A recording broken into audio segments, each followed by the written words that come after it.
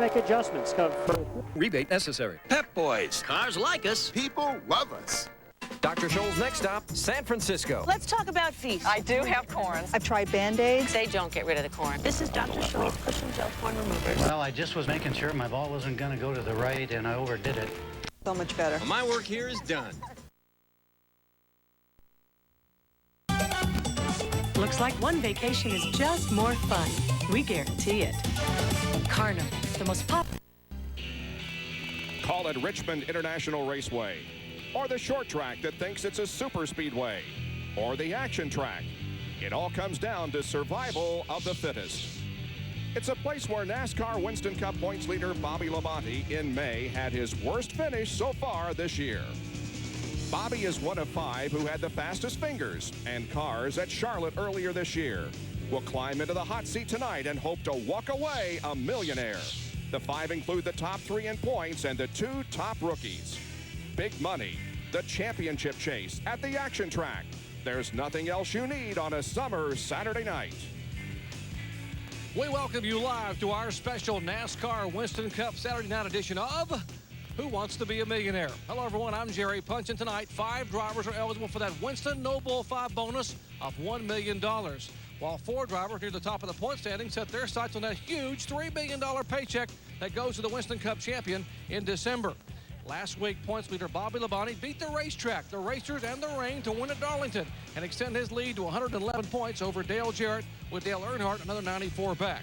But the man to watch tonight is just 20 points back of Earnhardt, 4th in the standings, but 1st on the starting grid.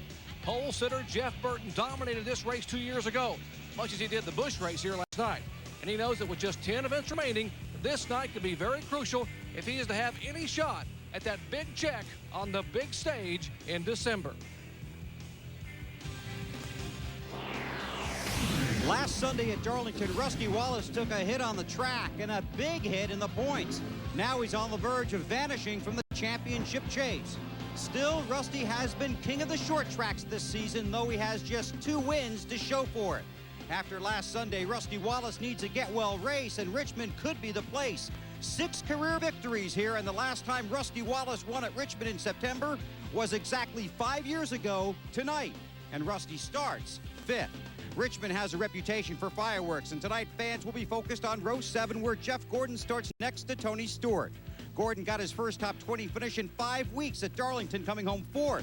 But in 3 of the last 5 races here, 31st or worse. Stewart won here 1 year ago and probably should have won here in May. Stewart, Gordon, and Wallace are not eligible for the $1 million. But for those 3, a win tonight would be priceless. Lack of experience didn't hurt Dale Earnhardt Jr. here in May. The rookie phenom drove to his 2nd career win. So it's not a huge leap of faith to pick him as one of the favorites tonight, even though he starts 31st. He says Richmond is one of his favorite racetracks, and why not? In 2 appearances here, Junior has averaged a 5.5 finish. He's told me that if he can stay out of trouble tonight, he expects to be near the front at the end. While Junior has assumed one of the favorites roles, how about the underdogs? And are none bigger than Rick Mast. Probably the only driver in the field to have experienced more bad luck during his career than Ken Schrader. He starts 4th tonight. The last time he started that close to the front here was in 1994. And that's when he posted a Richmond best 7th place finish. Speaking of 7, that's where Bill Elliott starts from tonight. After shattering his left kneecap at home before the Bristol race, he's already posted a victory just by getting back into his race car. A visit to Victory Lane might be too much to ask for Elliott tonight, but it's Richmond, so you never know. This track seems to lend itself to surprise winners. Bob? We wrap up 3 big nights of racing here tonight. The NASCAR Craftsman Truck Series was here on Thursday night. The Busch Series here last night, but that means that the Winston Cup cars didn't qualify at night. They haven't even practiced at night, Ned. Haven't had a lap on the track under the stars. And you might say, well, what's different from Bristol? They do the same thing over there. That's a cement track. This is asphalt. Temperature 85 degrees this afternoon. It gets very hot and slick. When they were running happy hour, cars were slipping and sliding all over the racetrack. Requires a different setup than what they'll need here tonight. They build adjustability into the cars. But 2 drivers, Dale Jarrett and Bill Elliott, didn't even go out for happy hour because they didn't want to get confused.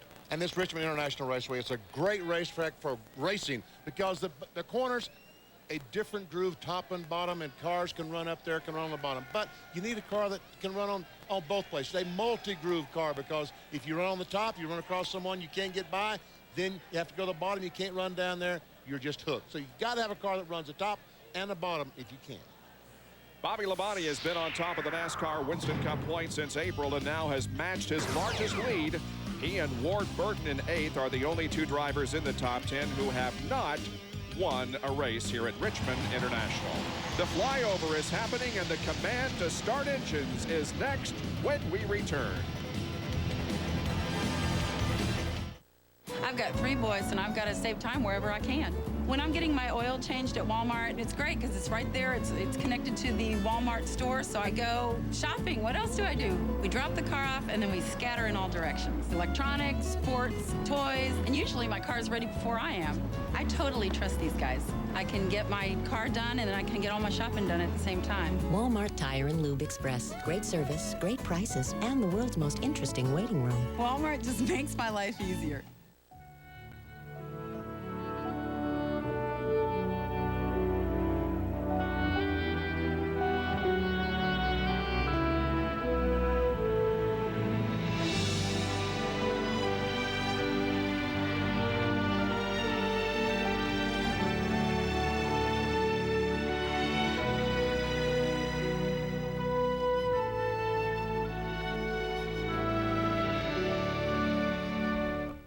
In a race car like mine, the oil tank is right behind the seat. When the oil gets hot, you know about it. In California, the oil temp gauge was pegged at 340 degrees.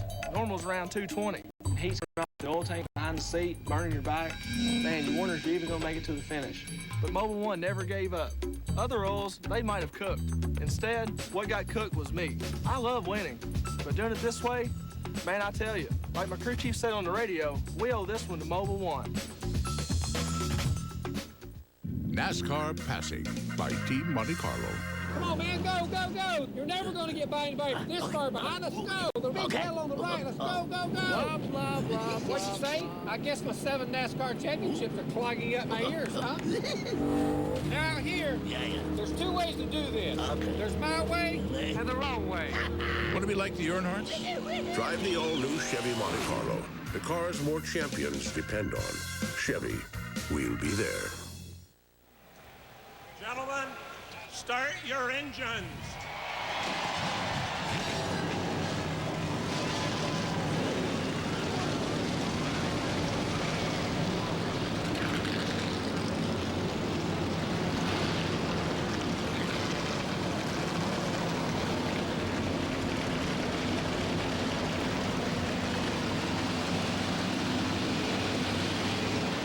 The 43 drivers are ready, and so are we. The start of the race is just moments away.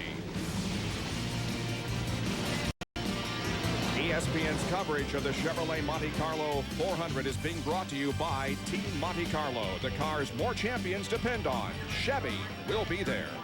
By brand name tires, oil changes, and more at your neighborhood Walmart Tire and Lube Express.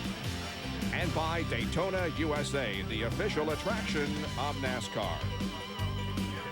Well, the drivers tonight compete on a 3/4 mile oval. It's sort of D-shaped. The front stretch is 1,290 feet, the back stretch 860, and the banking is 14 degrees in the corners, and here on the D-shaped part of the racetrack, the front stretch, the banking is at 8 degrees. Now let's take a look at the Walmart starting grid. On the pole, his 2nd career pole, Jeff Burton. The Exide batteries number 99, and current points leader Bobby Labonte is alongside. Jerry Nadeau lines up in 3rd position alongside Rick Mast. In the 3rd row, Rusty Wallace on the inside, flanked by Ward Burton. Bill Elliott returns to competition, starting in 7th position tonight, and he will be flanked by Johnny Benson. In the 9th starting position is Ken Schrader, and 10th is Mark Martin. Starting back in the 6th row, Kenny Wallace and Steve Park. Jeff Gordon on the inside of row 7, and Tony Stewart alongside. Oh, boy, what a great row that is. Kevin LePage on the inside of row 8, and Elliott Sadler on the outside. Row 9, Dale Jarrett and Jeremy Mayfield. Row 10, Jimmy Spencer and Matt Kenseth. And in row 11, we find Brett Bodine and Dale Earnhardt, one of the No Bull drivers here tonight. Row 12 is Dave Blaney and Jeffrey Bodine. He had a great run here in the spring. And Ricky Craven and Ricky Rudd make up row 13. Row 14, we see John Andretti and Stacy Compton. And in the 15th row, Joe Nemechek and Mike Skinner. Dale Earnhardt Jr., another one of the Noble 5 drivers, has the 31st starting position. Hut Strickland is alongside him. Bobby Hamilton and Wally Dallenbach lined up in row number 17. Casey Atwood makes his NASCAR Winston Cup debut for Ray Abernham here tonight. Robert Presley has the final qualified starting position. Then the provisional starters are Terry Labonte and Sterling Marlin back in the 19th row. Row number 20, Chad Little and Michael Waltrip. Ted Musgrave and Steve Grissom get the 41st and 42nd starting positions, and Scott Pruitt gets the final and 43rd position. Missing from the field, those unable to qualify, Mike Bliss, Darrell Waltrip, Robbie Gordon, and Dave Marcus.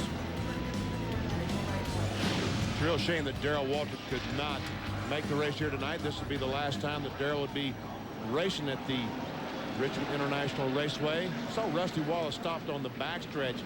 All he was doing was indexing the steering wheel, putting the spokes exactly where he wanted them. And you can do that by stopping, taking the wheel off, and putting it back on. Well, they will race 400 laps here tonight. That's a total of 300 miles. The purse exceeds $2.2 million. The fuel window is between 110 and 120 laps. And the race record was established in September of 1997. Dale Jarrett at 109.047. We did have a new track record, an event track record, set here in qualifying, as Jeff Burton broke the previous event track record, which was held by Mike Skinner. So a couple of more warm-up laps, and then we'll be set to go in the Chevrolet Monte Carlo 400.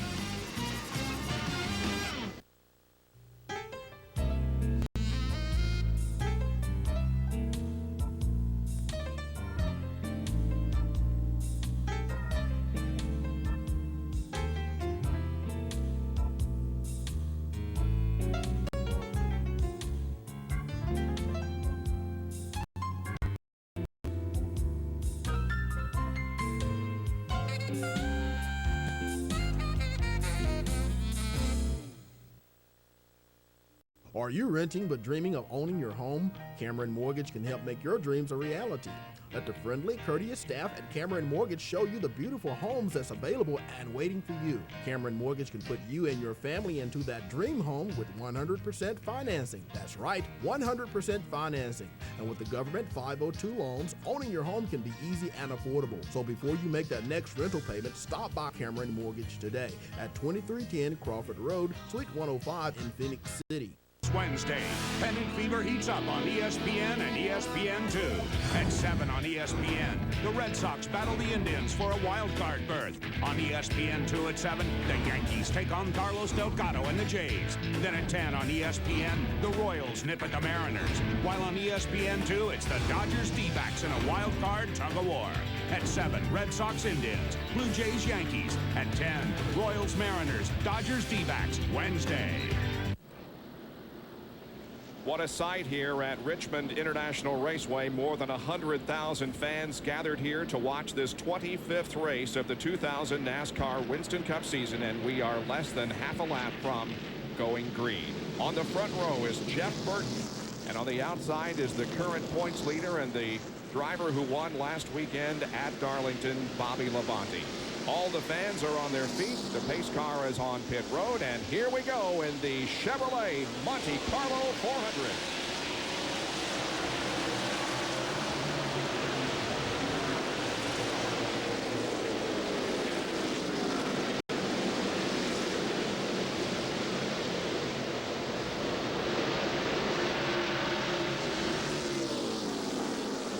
And Bobby Labonte will get those bonus points out of the way quickly.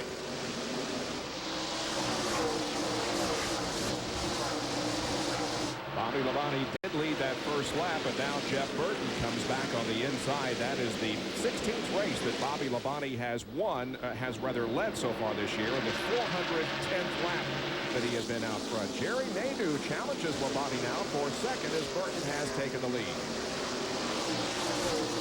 In NASCAR Winston Cup racing, each leader gets 5 bonus points for leading a lap. If you lead 1 or lead 100, it's all the same. You get 5 bonus points. Bobby Labonte, the points leader, wanted to do that quickly. He did.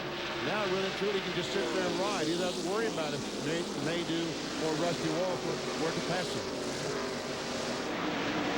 Jerry Nadeau is celebrating his birthday today, his 30th birthday, and would like nothing better than to win this race, his first Winston Cup race, as a birthday present. He's moved to second. That would be quite a birthday present. Here comes Rusty Wallace, though, up to 4th position now, and falling in behind Nadeau.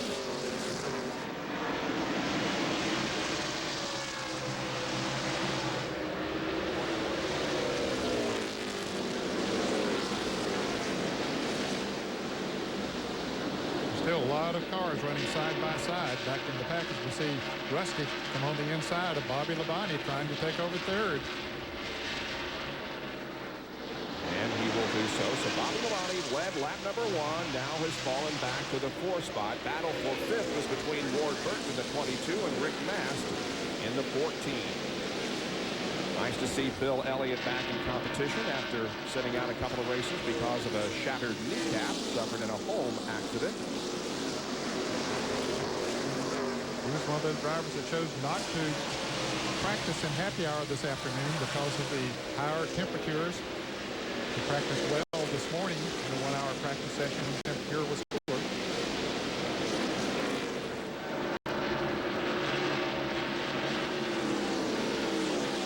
Jeff Gordon and Tony Stewart started side by side, and they still are almost side by side.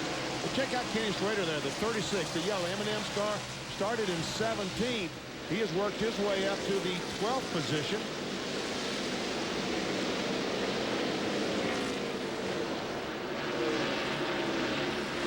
Almost had that position on Tony Stewart.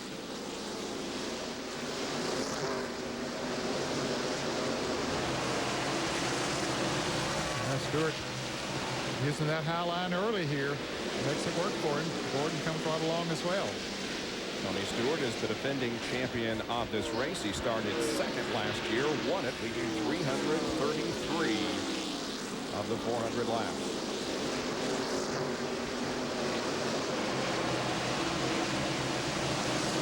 Now that's Jeremy Mayfield in the 12 and Kevin LePage in the 16 that were running side by side for a while. And now here's Ricky Rudd and Dave Blaney running wheel to wheel. Like they were 3 wide for just a second with that red car on the right of your screen. That's Ricky Craven. He and John Andretti are side by side. John in the 43 yellow and blue car. Before you look back in the pack, it reminds you of Talladega. They're still running side by side after 10 laps.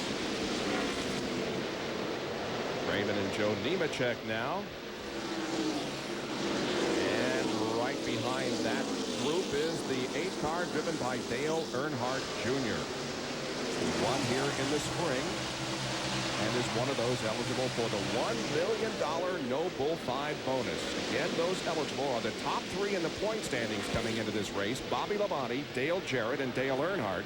And the 2 top rookie contenders this year, Dale Earnhardt Jr. and Matt Kinson. They were the drivers who finished in the top 5 in the Coca-Cola 600 at Lowe's Motor Speedway back in May.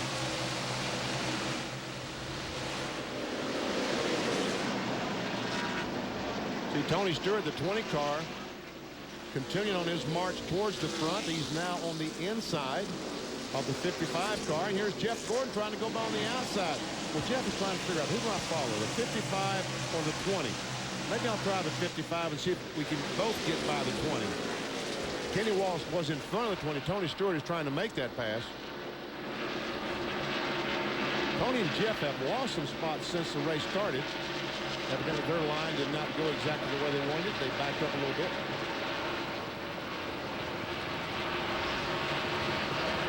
And Jeff Gordon trying to get by Tony Stewart. Well, they're giving each other a lot of room here, at least in the early going, because of something that we all remember that happened early in this. Where was that? at Watkins Glen on the first lap or second lap. Well, here's Jeffrey Bodine, Dale Jarrett, rather, and the 17 of Matt Kenseth. They're running back in the 20th, 21st, and 22nd positions. Dale Earnhardt, Goodwrench Chevrolet. He's turned to running in the 23rd position, and he was not very happy with his car today. They made wholesale changes on that automobile just before the race started. Now comes up and goes to the inside of Kenseth. So two of the Noble 5 contenders are battling side by side here, but it's for the 22nd position. Yeah, that won't give him $1 million right there. That won't get him 5 cents. But it's a long way to go. In fact, you got three of them running together there. DJ's right in front of him. And here is the leader of the race, Jeff Burton, who now has a 1.1 second advantage over Jerry Nadeau, who is running in second position. And with 18 laps completed, Burton leads over Nadeau, Rusty Wallace, Bobby Labonte, and Ward Burton. More live coverage from Richmond International in a moment.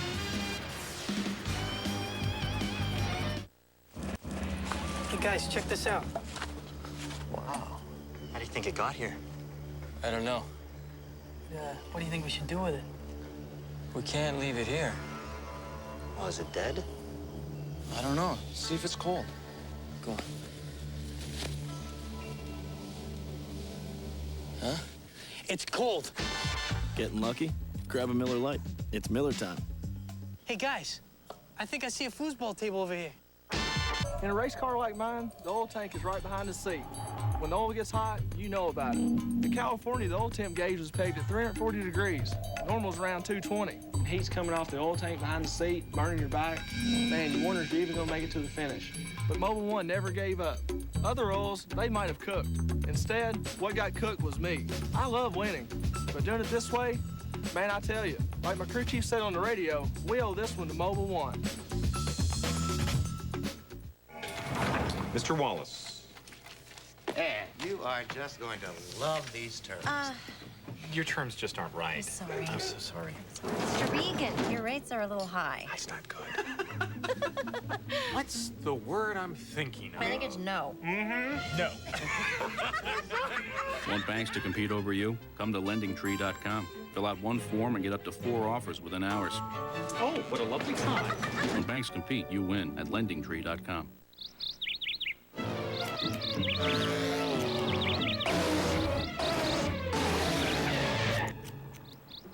You missed a spot. Presenting The Day at the Gordons, where racing champion Jeff Gordon and his wife Brooke eat new Fritos chili and scoops. A hearty cup of chili and loads of Fritos corn chips. It's fast, it's filling, it's Fritos.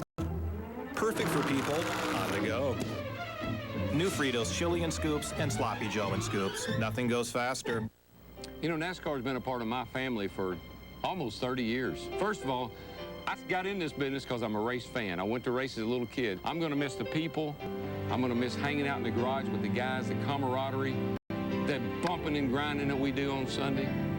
The fans, the drivers, the crews, it's just a way of life. For 40 years, I've gotten up on Sunday, put my helmet on, and raced. I'm really going to miss it. Back at Richmond International, Jeff Burton leads, but a challenge and, in fact, a change of position for second. That's Rusty Wallace, who has just gone to the runner-up spot, passing Jerry Nadeau. And that's exactly what Jeff Burton did not want to look in the mirror and see. Rusty Wallace, because on the short tracks this year, Rusty Wallace has been the absolute car to beat. Now, they've beaten him a few times, but he's been the guy to beat. Jeff Burton won the pole position here, his first since August of 1996. And what that does is make him eligible for the 2001 Bud Shootout at Daytona International Speedway next February. And there you see those who have accumulated poles so far this year.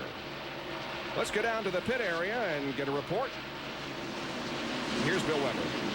Well, Bob, a smooth start for Jeff Burton, but his spotter, Bobby Hudson, called in a few laps ago and said Rusty is running a couple of hundredths a second faster each lap.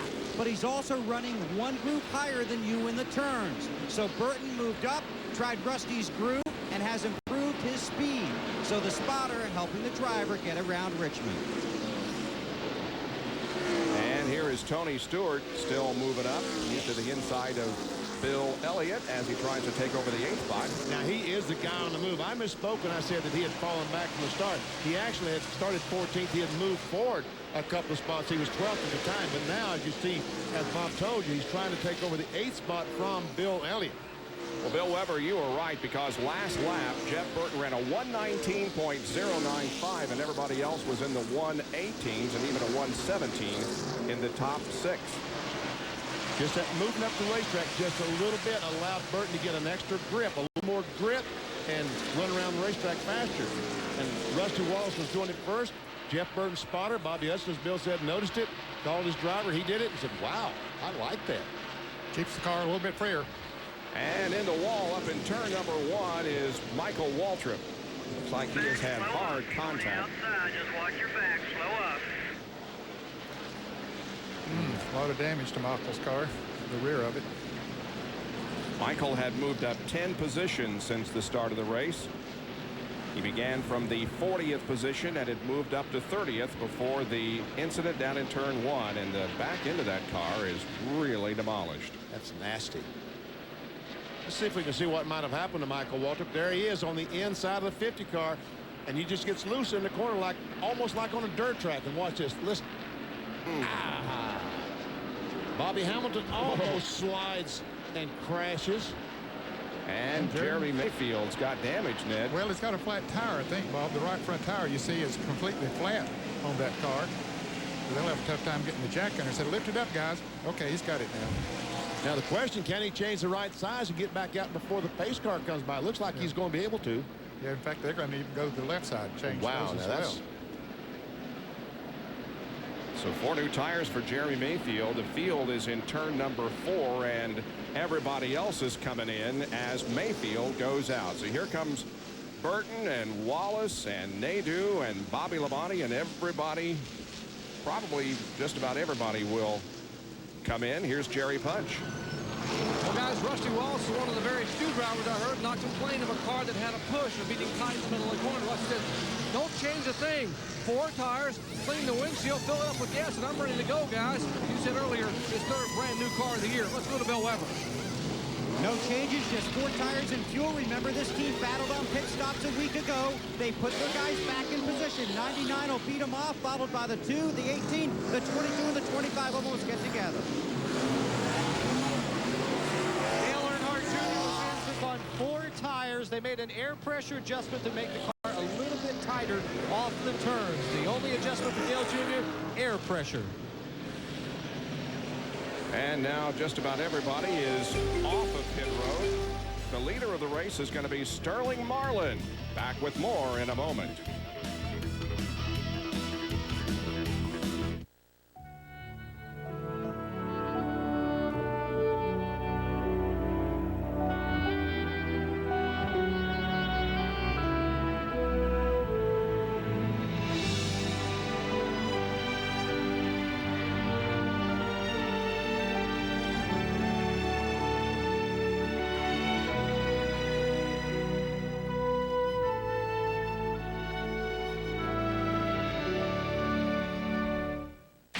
Thousands of race fans braving the heat here to watch NASCAR's best try to conquer this track. And here comes our field. Bobby Labonte showing the way into the final lap before the green. Tough luck early on for Jeff Burton with the Intimidator haunting his rear view mirror. Everyone on their feet as the field enters turn 4 stacked at double wide, and our pace car finds pit road. Down goes the throttle, down goes the green flag, and this is what race day is all about, folks. Kyle Petty nudging Ricky Rudd, giving us some early action. Number 44. What's going on? Hey. Wow, this is nice. But I thought Stacy said if you bought new tools, she gets a new dining room set. Yeah, she did. So where are the table and chairs? You're standing on them. Fine woodworking tools from Rigid. Name proven by pros since 1923. Take our 12-inch compound miter saw, the best choice for deck building, remodeling, and finish work. Rigid. Buy them at the Home Depot or low prices are just the beginning. In a race car like mine, the oil tank is right behind the seat. When the oil gets hot, you know about it. In California, the oil temp gauge was pegged at 340 degrees. Normal's around 220. Heat's coming off the oil tank behind the seat, burning your back. Man, you wonder if you're even gonna make it to the finish. But Mobil 1 never gave up. Other oils, they might have cooked. Instead, what got cooked was me. I love winning, but doing it this way, man, I tell you, like my crew chief said on the radio, we owe this one to Mobil 1.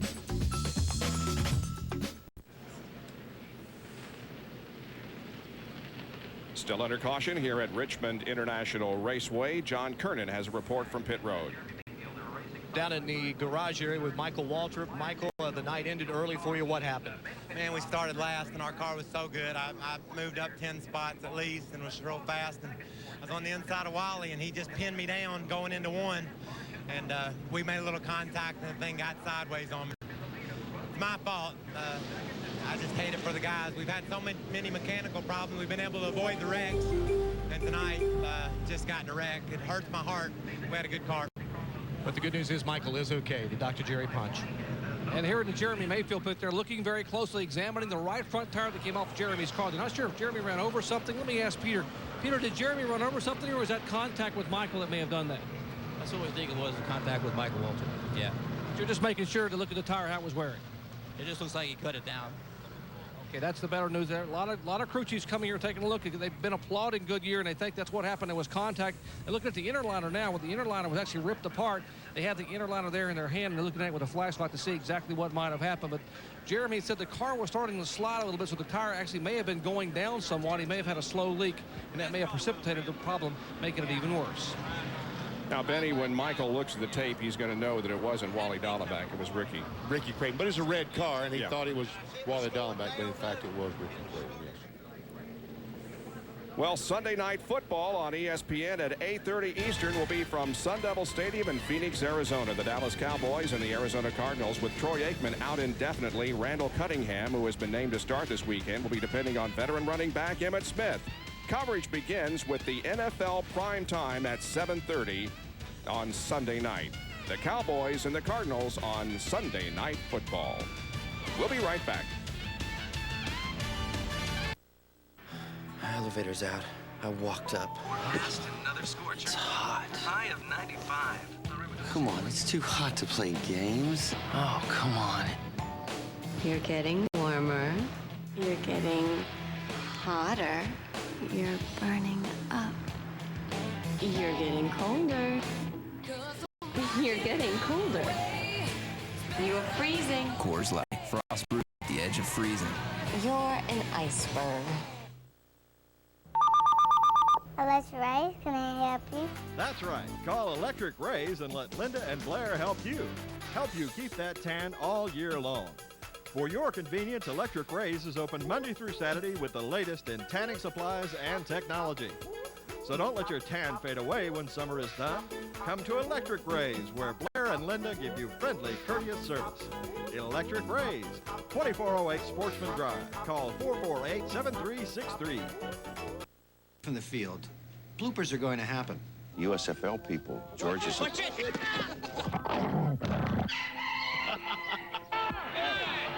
got to be kidding. Sports Center, Lou Palmer, ESPN. My personal favorite, gotta be Melissa Stark in the Asteroid. This week at Pebble Beach, the second hole. It's been a pushover par 5 the previous 3 opens here. And Run it again.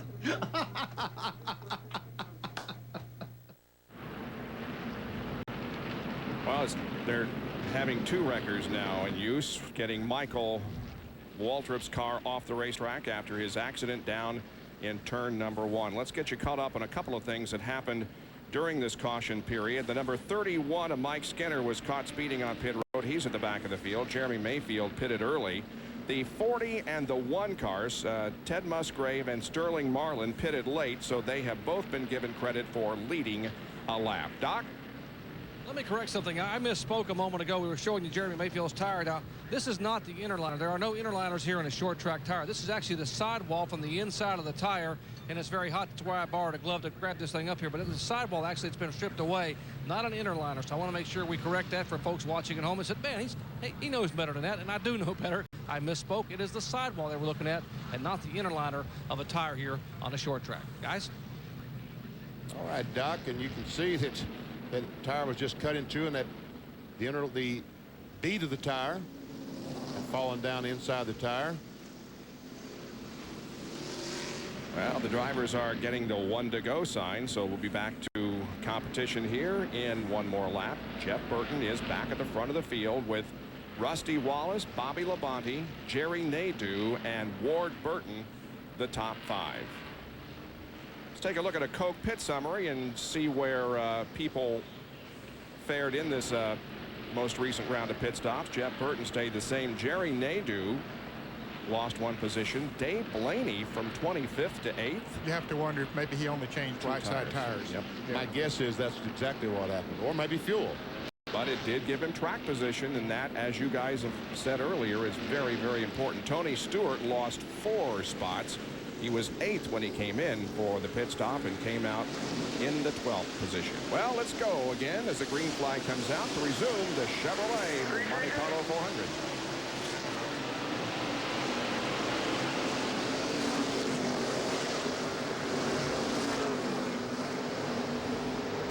Well, they all started in single file this time for the first time tonight. But they were all single file, but take a long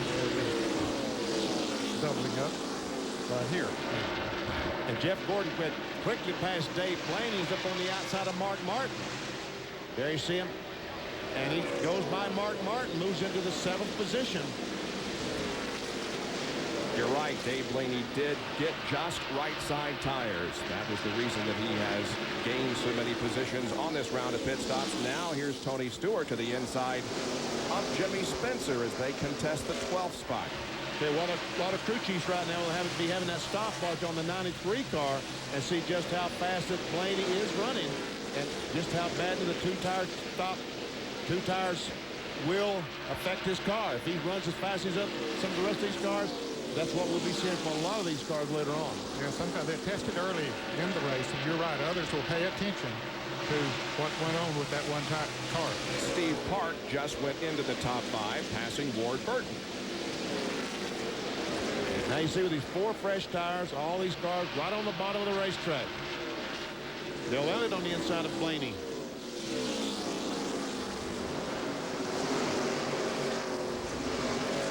Tony Stewart still trying to get by Jimmy Spencer.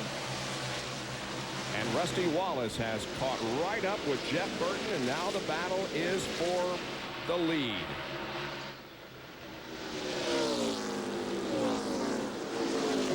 Jeff Burton trying to make it a clean sweep the last couple of days. He won the pole yesterday evening. He won the Busch race last night, trying for the trifecta here this evening. But Rusty Wallace is right there to challenge on the bottom of the racetrack, and that car went right around the yellow line. And he knows he needs to try, if he's going to do it on the bottom of the racetrack, he needs to do it early while those tires are still relatively new. But he didn't make it work that time.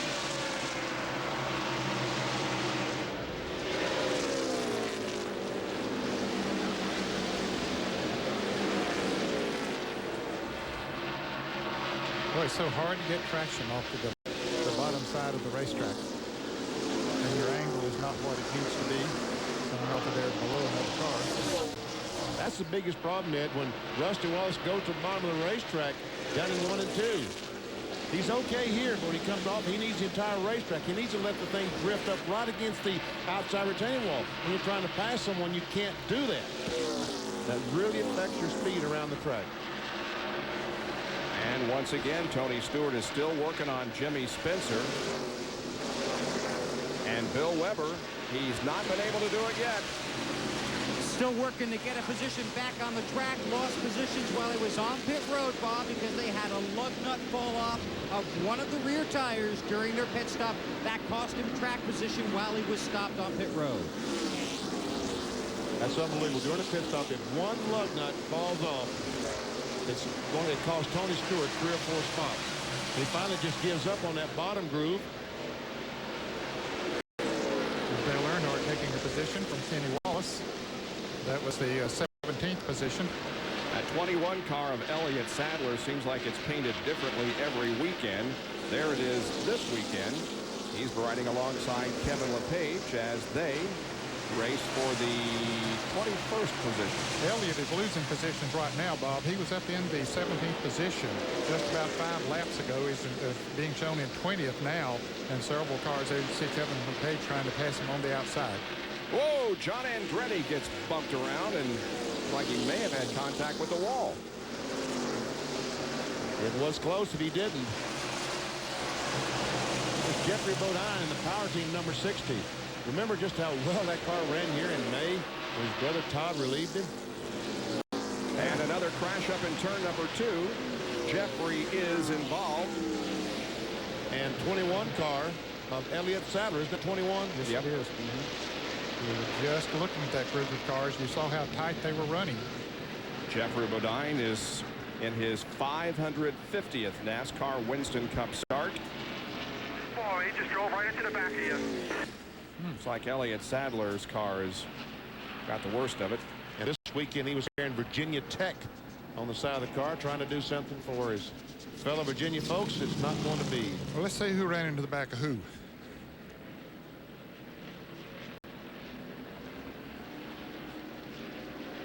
Well, there was a little contact there from the 43 on the 60 and shot the 60 up into the 21. Yeah, that's exactly what it looks like, Ned. And both those cars, I don't know that the 60 car hit that hard. Let's see if we can see going down in 1. There's a 60, the 43. There's space there as they go out of the shot. The 60 snapped around so quickly, you would think there was contact. It's awfully hard to tell, but as quick as the 60 snapped around, that's what you would think happened.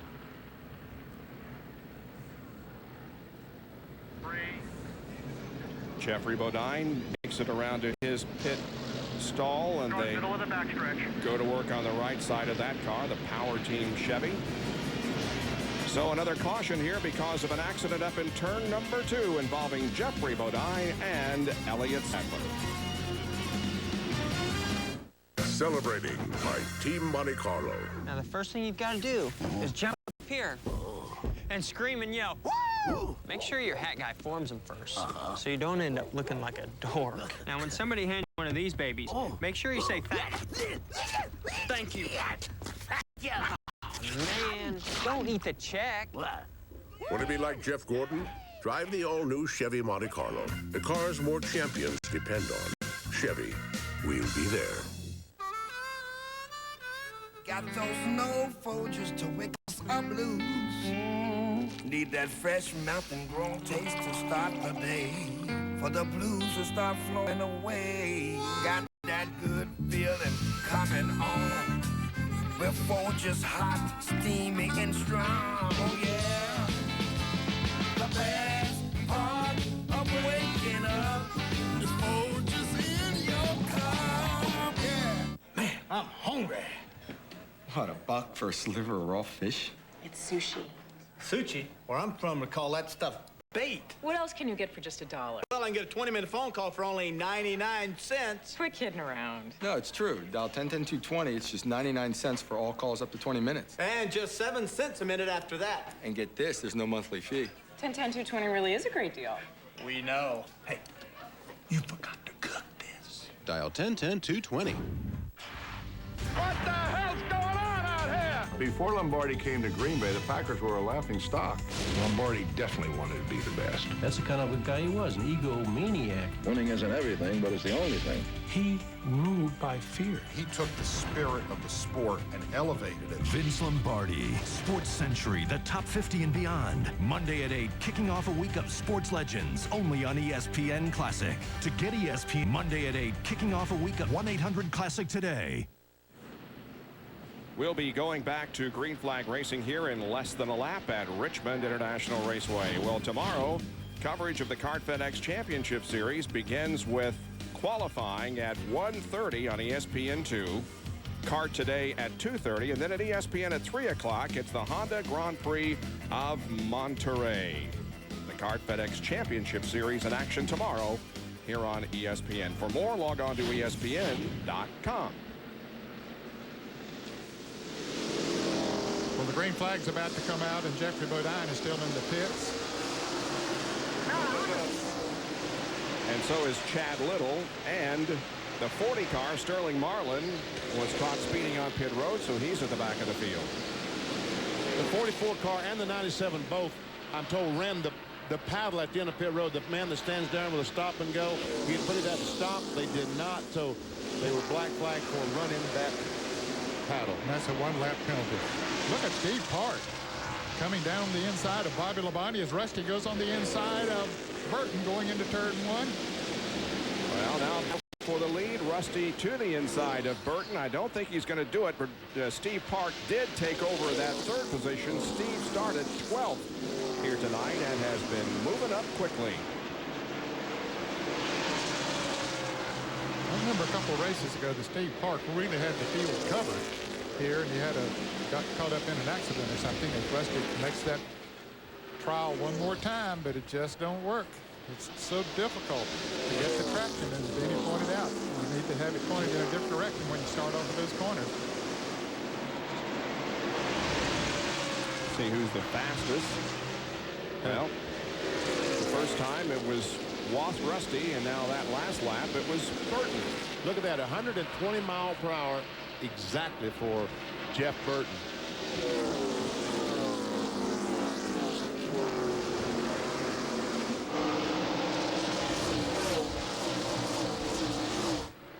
John has an update on the 3 car of Dale Earnhardt, who's way back in the 27th spot.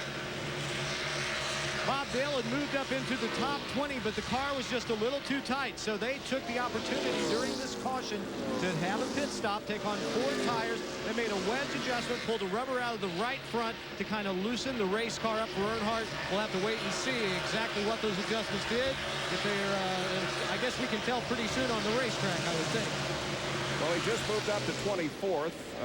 He did pass Scott Pruitt, and so Earnhardt is in 24th, and now there's Jeremy Mayfield, who is going to be his next victim. Wow, he just moves right on around him. Of course, it's fresher tires, and even though they're fresher only by maybe 10 laps or so, it still makes a world of difference.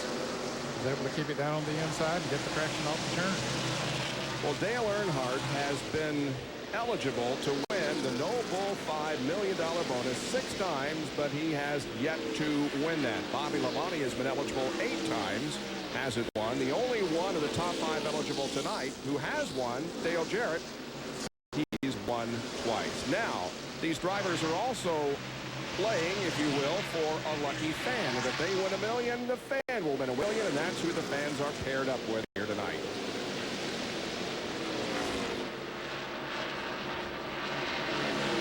Well, here is a gaggle of cars as Earnhardt moves in under Ricky Rudd. He's been going at John Andretti. He's in this crew. It seems like he's been in the big pack since the start of the race.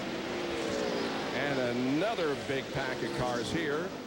There's Casey Atwood in the Motorola-sponsored number 19, making his NASCAR Winston Cup debut here this evening under the direction of Ray Evernham, who will be his car owner next year. Now, the car that he's driving here tonight is a Bill Elliott car. It's a Ford, of course. All the Dodgers next year. Yep, all the Dodgers next year. Yeah, it was interesting to see to go by Ray Evernham's transporter today and see all the guys hanging around and see all the Dodge folks hanging around the transporter, and Casey Atwood was driving a Ford.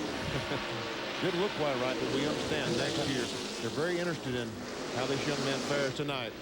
Whoa, a 3 wide here with Andretti, Brett Bodine, and Dale Earnhardt. Oh, they ran all the way through the corner. Contact there. Wow. Didn't work. And a battle for second as Steve Park continues to march toward the front. You'll remember that Steve started second here in the earlier race and finished in 11th. Got a little bit loose coming off the corner there and lost his momentum. But he's looking pretty good. Or it looks like it's working very well. On board with Rusty Wallace. Father and son are wheel to wheel out there as the son is on the outside and the father is on the inside, and they are battling for the 19th, make that 18th position.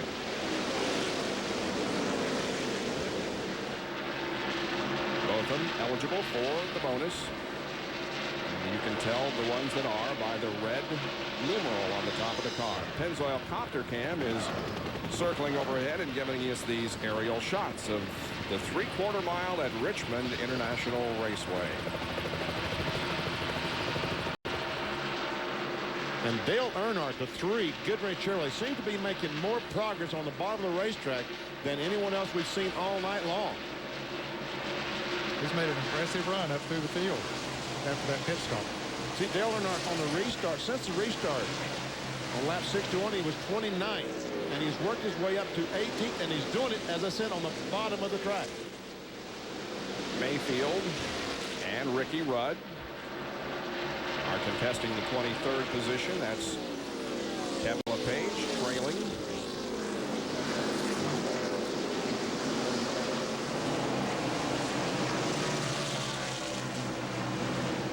Ricky Rudd, a former winner of a race here at Richmond. He won the spring event. It was held back in February in 1984 when he won. The car that Ricky Rudd is driving tonight was on the racetrack. It was into the wall at Pocono in July. They put a new snout on it and a right frame rail and 2/3 of the body. The car is also raced at Martinsville and in the first Pocono race. So this is the 4th time that this car has competed this year.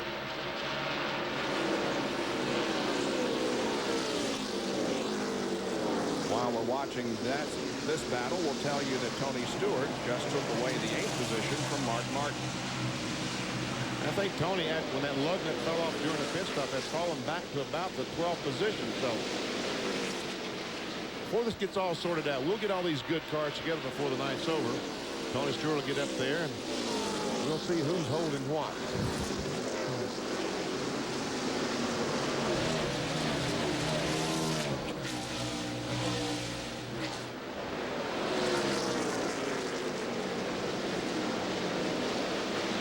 Guys are about 13, a little more than 13 seconds behind the front runners. Here is Stewart, who has found his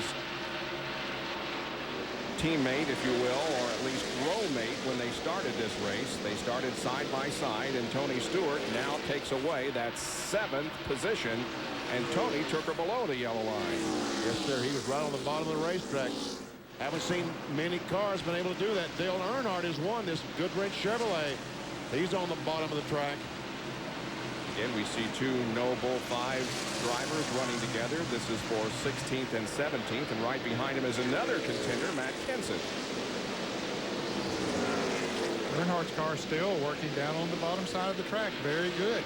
So whatever adjustment they made in those 4 new Goodyears they put on there is put him on the go. Well, 3 cars have been designated now as officially out of the race. Jeffrey Bodine, Elliott Sadler, and Michael Waltrip. And for Michael Waltrip, it's his 8th DNF this year, and that ties him with Bobby Hamilton for most DNFs. Rusty Wallace, his crew watches him in 2nd position. He's trailing Jeff Burton with 81 laps completed.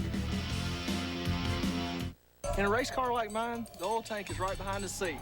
When the oil gets hot, you know about it. In California, the oil temp gauge was pegged at 340 degrees.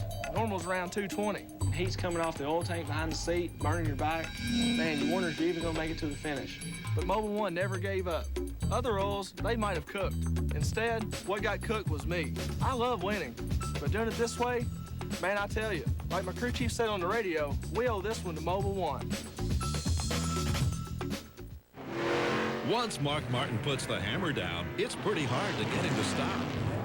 Fortunately, the crew has its ways. Do I hear steak on the grill? WD brand steak. Brings him in every time. From the beef people. Sometimes you just got to get it done, no matter what. You can plan all you want, but you still got deadlines. Sometimes you need extra equipment. I'll tell you who saved my neck a time or two. Nation's Rent. They got what I want. They get it to me when I need it. It's newer, and it works. I can count on these guys. Nations Rent carries Ingersoll Rand, air compressors, and compaction equipment. They get it done for me. Nations Rent, 1-800-NEW-SWEAT. Any flavor you can dream up, Sonic can make into an old-fashioned float or creamy smooth flurry drink. Choose from a cool Sonic float or one-of-a-kind Sonic flurry drink. Like a float, only blended. Try new peach or your favorite flavor, now just 99 cents each. Only at Sonic. Berber carpet, Bimini top, CD stereo system, 270 horsepower, room for 7. The LS 2000 sport boat from Yamaha, loaded with power, performance, and amenities. Because there's something very cool about exploring an old wreck. There's nothing cool about driving one. Yamaha, the most popular boat on the water. Through October, get 000 financing until March 2001 on all new 2001 models. At the Chevrolet Monte Carlo 400 at Richmond International Raceway, Jeff Burton has about a 6-car length lead on the battle for second position, and that battle is between Rusty Wallace, and he sees to his left Steve Park right on the bottom of the racetrack. Let's see who comes out with second place. Well, Rusty holds him off.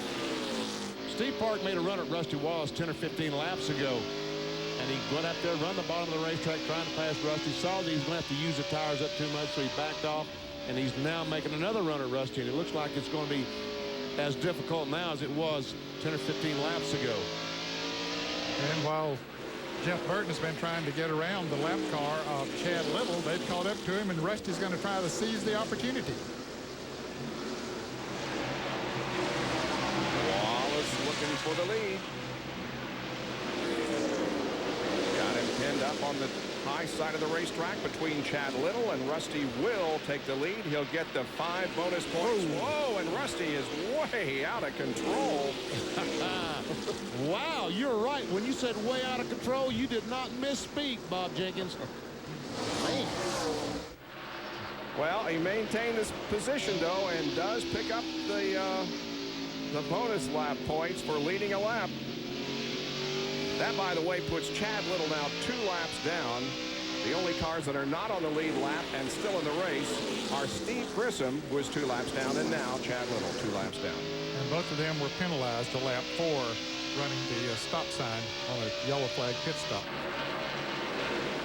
Now the battle is for second between Park and Burton. And the bottom of the racetrack just still can't get the grip down there that you need. Well, BP, let's look at it again. Folks, this is something. Watch this. Rusty comes off the corner, and look at this thing go, and he somehow brings it back and maintains his momentum. Normally, when you bring the car back, you have to back off the gas, and you also got to get your heart beating again. Yeah. Close call for Rusty. Now Park heads to the high side.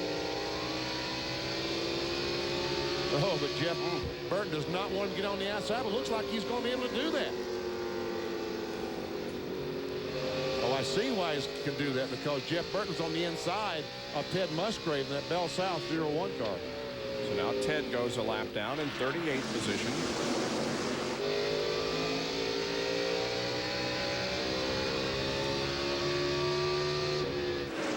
Rusty Wallace, as you can see now, has a couple of cars between himself and the second place car.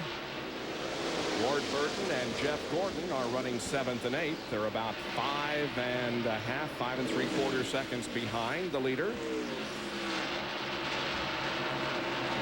Well, Steve Park takes second position from Jeff Burton. Won by Wally Dallenbach. We see the 18 car, Bobby Labonte, has just about caught up with that group. He has. He was back about 3 or 4 seconds, and now he's got it down to about 2 seconds from the leader, but he's up with the 99. Pretty close. Bill Weber has more. Well, it's been an interesting night so far for the 22 of Burton and the 24 of Gordon. Ward's car was loose early on. They tightened him up on that first stop, and then Ward said the car is a ton better. Now it's a little bit too tight. Just the opposite for Gordon. His car was too tight at the beginning, but they did loosen him up, and that improved the ride. One other thing about Gordon, they are looking at a potential overheating problem. Temperature's been up around 230, comes back down to 210, and starts to climb a little bit. No talk about it the last few laps, though. Ward just did lose the 7th position to Gordon. Ward has made his Winston Cup debut here at Richmond in March of 1994. His most recent top 5 came at Bristol on the short track in the early part of the year. Finished 3rd at Bristol. Up front, it is still Rusty Wallace showing the way. And you can see back there the 2nd place car of Steve Park. Jeff Burton running in 3rd. But Rusty Wallace is now in the lead. He has been there for the last 9 laps as we are approaching the 1/4 mark here at Richmond.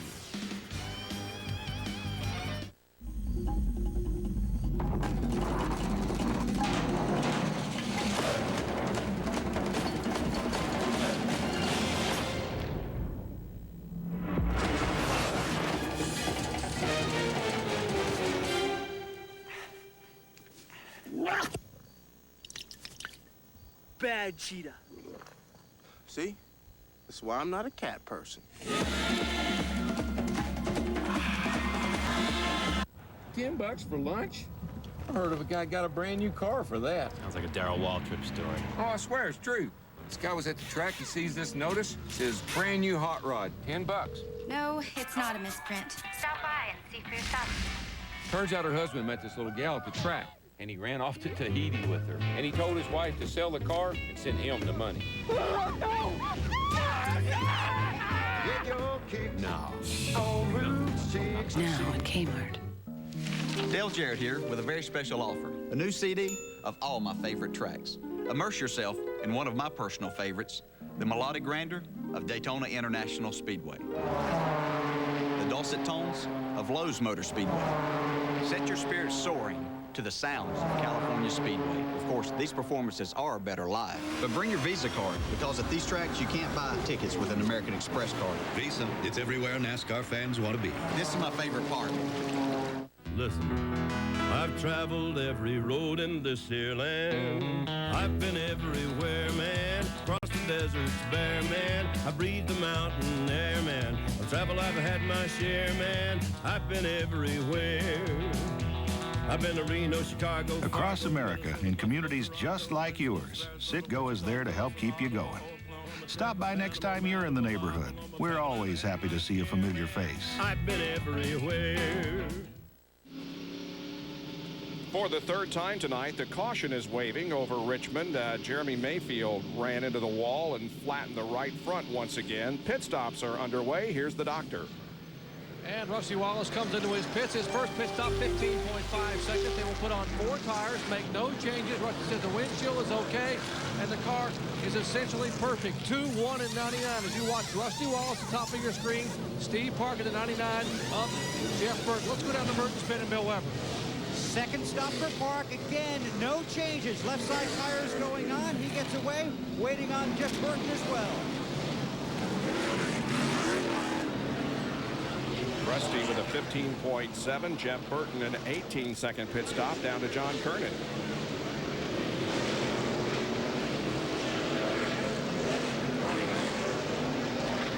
Dale Earnhardt was in for 4 tires. They were a little slow on the left rear, 16.7 seconds.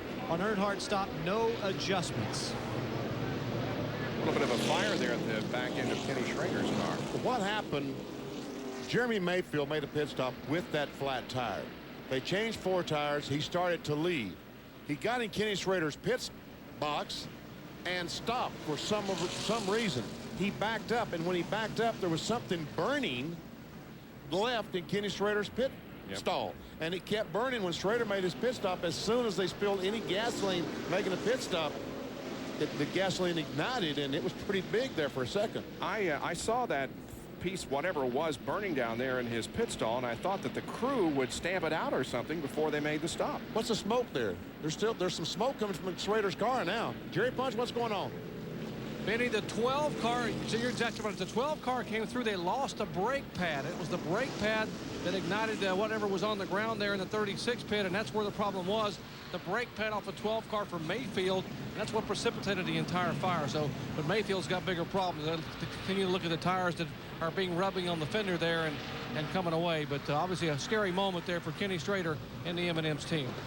Well, here's why we're under caution and why Jeremy has another problem here tonight. The right front tire, once again, the second time tonight we've seen Jeremy Mayfield's right front tire go flat. Now, there was not a lot of damage or contact with the outside retaining wall. He might have scrubbed the wall, but not a lot of damage. The problem is, they're trying to knock the fender back out. I guess they're afraid that the fender's cut the tire. And probably when the tire went flat and it started tearing apart, that's what tore up the front end as opposed to the wall. So Jeremy Mayfield, who looked so good for a while at Darlington last Sunday, has had all kinds of problems. Here tonight is 2 laps down already with 108 completed. Rusty continues to lead. Are you renting but dreaming of owning your home? Cameron Mortgage can help make your dreams a reality. Let the friendly, courteous staff at Cameron Mortgage show you the beautiful homes that's available and waiting for you. Cameron Mortgage can put you and your family into that dream home with 100% financing. That's right, 100% financing. And with the government 502 loans, owning your home can be easy and affordable. So before you make that next rental payment, stop by Cameron Mortgage today at 2310 Crawford Road, Suite 105 in Phoenix City. Pew Insurance in Phoenix City is your complete insurance agency. Pew Insurance offers the services of many insurance companies so they can tailor each plan to your specific needs. They specialize in homeowner and life insurance, plus auto insurance and health insurance. Pew Insurance also offers boat, jet ski, and recreational vehicle insurance. Check on Pew's great insurance plan and discounts for those over 50. If you need insurance, you need Pew Insurance. 1505 5th Avenue in Phoenix City. Call 291-7844. Guys, Genghis Khan just died. I'm sorry? I've got a story for you. Babe Ruth just hit number 600. Nice work, Tanya. I can't believe it. The British just captured Washington. They're burning down the city. We're gonna lose the war. No, Wayne, we win this campaign. Right, Giselle? Right. How do you know? Oh, I get it. You TV anchors just think you're so smart, don't you? Chevrolet Monte Carlo 400 under caution again for the 3rd time tonight. 110 laps completed. They'll be going back to green this next time around. All right, here's another Coke pit summary for you. Wallace maintains his position. So does Park. Earnhardt moves up 5. And Blaney loses 4 positions. Matt Kenseth moves up 5 spots. Most impressive thing there is Earnhardt. You remember he changed 4 tires when his pit stop on lap 56 and went to the end of the line. He worked his way back to 15th. Then he made this pit stop. He's already up to 10th. I think it's reasonable to say we can go for him to work his way on up a little bit further.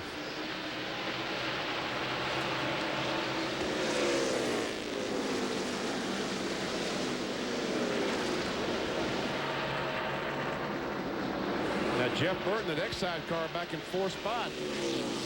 He's basically been about the class of the field tonight. Let's see if he can work his way back to the front.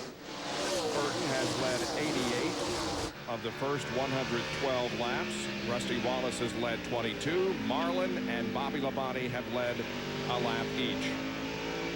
From the points leader, Bobby Labonte, we look back to Jeff Burton. Tried on the outside, couldn't do it. See what he does down in 3 and 4.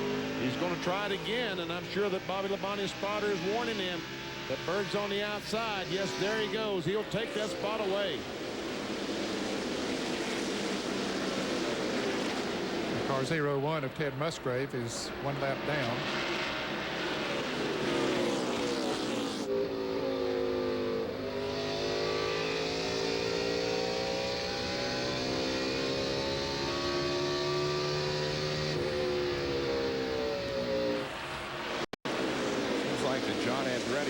side by side with somebody since the green flag dropped. It's Ricky Rudd this time.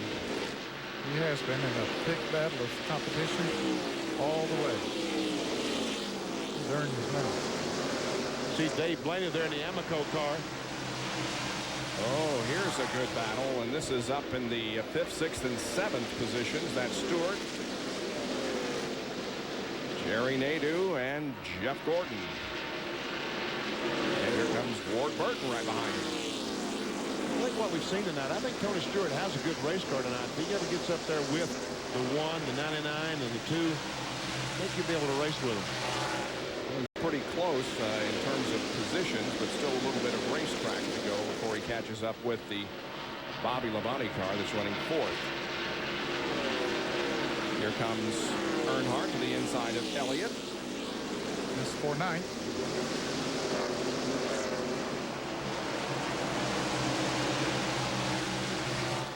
Let's go down to John Kernan for a report. I know a little bit earlier you remarked on how Dale Earnhardt was making his moves on the bottom of the racetrack. The car is running well there, but it's also out of necessity because Earnhardt thinks they might have put too low a gear in the rear end. So if he runs the higher group, he's got to let off a little bit earlier going into the corner so he doesn't get the RPMs. He doesn't turn the engine a little too much and damage it. So keep an eye on Earnhardt and the line that he runs out there, because if he stays on the bottom, he should be able to keep the RPMs in the range that he wants to. Well, he doesn't have any problem down the backstretch. He can run whatever groove he wants to, 1 and 2. Here's where the problem, if he gets too high coming on 4, this long front straightaway, 1,290 feet. That right here is where he'll turn the engine too many RPMs. That's where he's got to back off. And that's the fastest part of the racetrack. 6 or 7 miles per hour faster than the backstretch. From Casey Atwood's onboard camera, watch to the right of your screen. Dale Jarrett into the wall. Wow. Kind of brushed the wall when he came off the corner. DJ is running back in the 12th spot right now as we keep an eye on the 2nd place car of Steve Park up ahead. Oh, and Joe Nemechek slammed that wall. Trouble in 1, 33 up against the wall. Caution is out. Boy, he has had very hard contact. John, what happened? Bob, I have a sneaking suspicion that a valve stem on the left rear tire of Joe Nemechek's car was knocked out. Just before that, coming down the front straightaway, he got together with Kenny Wallace, and I'm betting he either cut the tire down or he knocked the valve stem off of that left rear tire.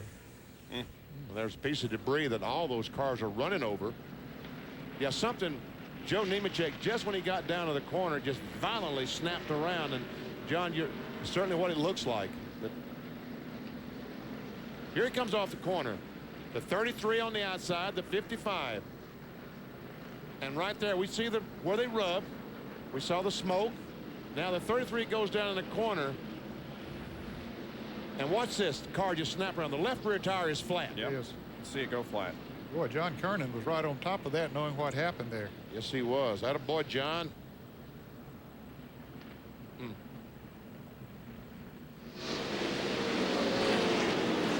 Wow. It happened so quickly. A hard hit by Joe Nemechek. We saw him moving around in the cockpit, taking the gloves off. There he is walking around. He is okay. But a big disappointment tonight for Nemechek, who started back in the 29th position. Well, we're under caution for the 4th time this evening, as 122 of 400 laps have been completed at the Chevrolet Monte Carlo 400.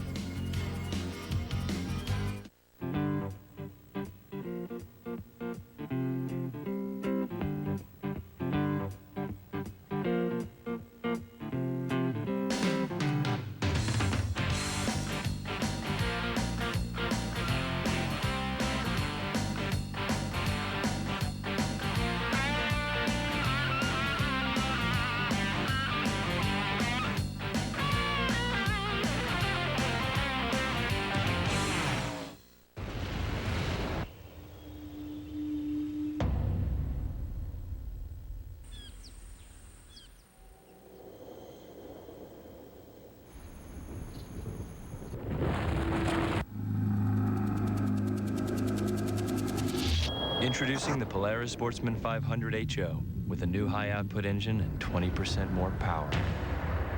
The world's best-selling automatic ATV just got better.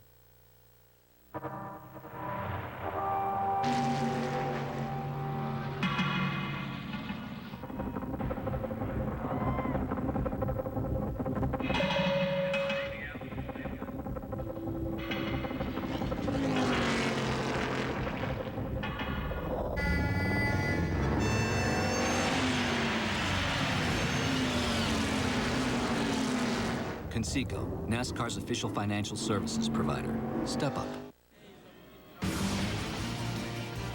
ESPN's coverage of the Chevrolet Monte Carlo 400 from Richmond is being brought to you by Budweiser. With the crisp, clean, refreshing taste you'll find in no other beer.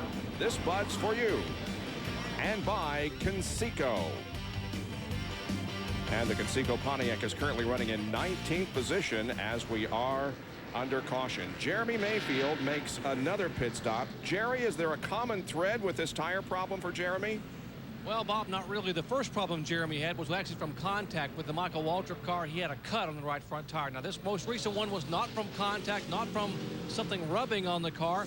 The team is telling me they think it may be from the heat off the brake calipers and brake rotors. And this tire came off here probably 10 minutes ago, and it is still steaming hot. In fact, it's too hot for the teams and the Goodyear engineers to even examine, but they think that it may be just the heat off the brake rotors. Now, I just been handed a note here a moment ago. 1,400 degrees on the front rotors. They're using fairly large rotors and calipers here to be able to try to stop the car so you can drive them in the corners and jump on the brakes and get it to turn. And that may be the problem with Jeremy, excessive heat melting the bead. In fact, Jeremy asked on the radio about the brake adjusting valves, the little adjusters they use in the car, if they may be maybe backwards somewhere, and he said no. The crew said no, not so whatsoever, but apparently he's getting a lot of heat in that right front brake area, and that's the reason for this right side tire. He's coming in once again, and he has fallen 2 laps down now in 39th spot. Here's a Napa Field summary for you, showing you where everybody is running right now. The top 15 led by Rusty Wallace, then the pole sitter Jeff Burton and Steve Park, who has had a great race here in the first 126 laps. There's 16 through 30. Kevin LePage tops that. Page. Bud Strickland running in 30th position, and there you see that we have 3 cars out of the race, and Joe Nemechek, the most recent victim. NASCAR Passing by Team Monte Carlo. Come on, man, go, go, go. You're never going to get by anybody this far behind. Let's go. The big hill on the right. Let's go, go, go. Blah, blah, blah. What'd you say? I guess my 7 NASCAR championships are clogging up my ears, huh? Now, here, there's 2 ways to do this. There's my way and the wrong way. Want to be like the Earnhardts? Drive the all-new Chevy Monte Carlo. The cars more champions depend on. Chevy, we'll be there. Nice looking jacket. Special edition. Leather. Name your price, man. Your hat. Some people will give anything, hey Jack, to own the special edition NASCAR 2000 jacket. But it's yours for just $169 when you buy any Exide Select battery. And you'll be helping the kids at Duke Children's Hospital. Hey, Jack. Where's your hat? Look for details wherever Exide Select is sold. Nice hat. Thanks. You drive the way you drive. That's just the way it is. And that's fine. Because there's a new motor oil made to take it. Introducing new Pennzoil Synthetic with Penzane. Penzane was developed for the space program and is used by NASA. Don't change your driving. Just change your oil. Pennzoil Synthetic. It's rocket science for your car. Save up to $50 on leading car care products when you buy Pennzoil Clean Engine Formula at participating retailers. An A&E original movie presentation. The world's most dangerous private eye returns. It's me, your hero, Spencer. In a story where the past won't let you go, obsession can lead to kidnapping. Joe Mantegna, Luis Guzman, Thin Air. Premieres September 12th on A&E. Kidnapping can lead to something dangerous. Spencer. Caution continues here at Richmond. They're having the same problem with Nemechek's car they did with Waltrip. They may require 2 wreckers to get that car off the racetrack. So we remain under our 4th caution of the evening. There is Joe's car down in turn number 1. It looks like they're going to be able to drag it off with just one. Well, I don't think so. You're right when you said drag, and that's the only way we're going to get to go anywhere. Dale Jarrett is running in the 12th position here, and Bill Weber, did that bump with the wall a little bit earlier hurt him any? So far, they don't believe so, Bob. We can take a look at it, and you'll see it from Casey Atwood's onboard camera. The cars will come through turns 3 and 4. Here they are coming off of 4. Watch Jarrett on the right side of your screen just drift high and hit the wall. Now, you never just tap or brush the wall, although that didn't appear to be that severe. He ran about 5 laps under green before the caution came out, said it feels fine. Mark Martin did pull up, checked on it. Todd Parrott, his crew chief, told me that it looks okay. So right now they're confident that that car is going to be all right. Obviously, they'll find out again when they go back to green. But Jarrett did run about 5 laps under green before the caution came out, said it felt okay. Well, Dale Jarrett is the reigning NASCAR Winston Cup champion. Who will win it in the year 2000? Well, right now, Bobby Labonte is at the top of the point standings by 111. And right now, he's the subject of our spotlight.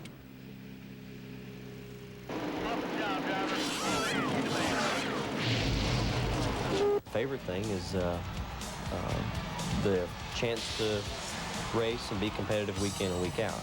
Of course it is. I mean, that's what we like to do. But I love what I'm doing. It's a lot of fun. Jeff Gordon was definitely, we started off at the same time, Rookie of the Year. Well, gee whiz, look what happened to him, you know? So it's like, that's a pretty tough competitor right there. I mean, he's won a lot of races and, you know, a lot more than I have. You know, it's like, you know, maybe one of these days we'd like to be the good car. Yeah, that would be pretty good, wouldn't it?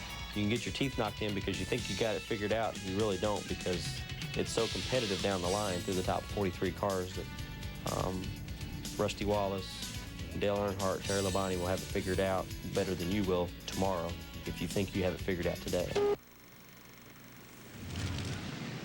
10 races to go in the 2000 Winston Cup season, and Labonte holding on to the lead that he has held since California in April.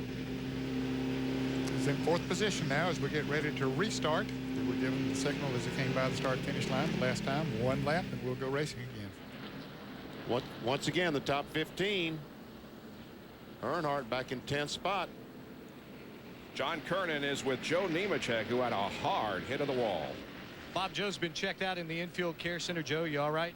Oh, yes. Just want to say hello to Andrea and all my family back at home. Now I made it up. I'm okay.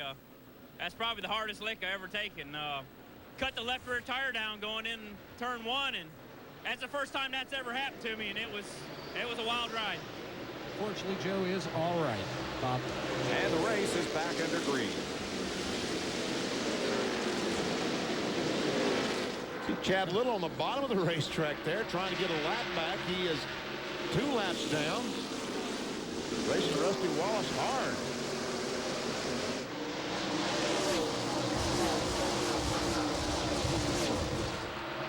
There were several of the lap cars that made pit stops. Chad might have been one of them. I'm not sure, but I know Terry Labonte and several others that were lapped down did make a pit stop, so should have on fresher tires.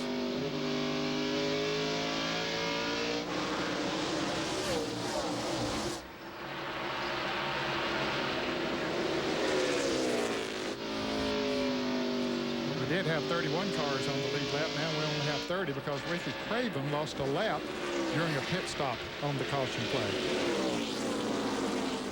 Well, Chad Little will not get that lap back from Rusty Wallace. Now, the next question to be answered, can Jeff Burton pass Rusty Wallace? And last lap, Burton was just a little bit faster than Rusty.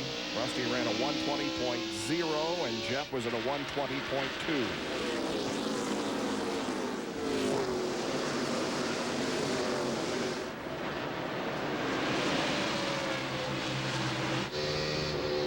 There you see the Noble 5 contenders up in the upper left of your screen and where they are currently running. We have just 2 in the top 10, but Jarrett is knocking on the top 10 door. Matt Kenseth is in 14th, and Dale Earnhardt Jr. is the one who is furthest back. He's currently 26th. Well, he made a pit stop during this last caution period. That's the reason he's back as far as he is. Kevin LePage, the 16 car. Johnny Benson, 10 car, and John Andretti. And Benson tries to get on the inside. Back for the 16th position. Man, a battle for the lead. Burton's going to try it on the inside. Can he do it? Well, we're going to answer that question that you asked BP a couple of laps ago. He is trying. So far has been unsuccessful and will cool his tires here maybe for a lap. Well, he's going to try it again, is he? No. He wants to make Rusty Wallace think he's going to try it on the inside and hope that Rusty goes to the bottom so he can go to the outside. He tried to trick old Rusty, but not his first rodeo. That's right. Yeah, he's going to try it on the bottom again. He may have a pretty good run going here. Yeah, but Rusty's on that outside groove. And wow. And while that battle rages, not too far behind in third is Steve Park. Terry Labonte in the 5. Casey Atwood in the 19. Behind them, Dale Earnhardt and Bill Elliott.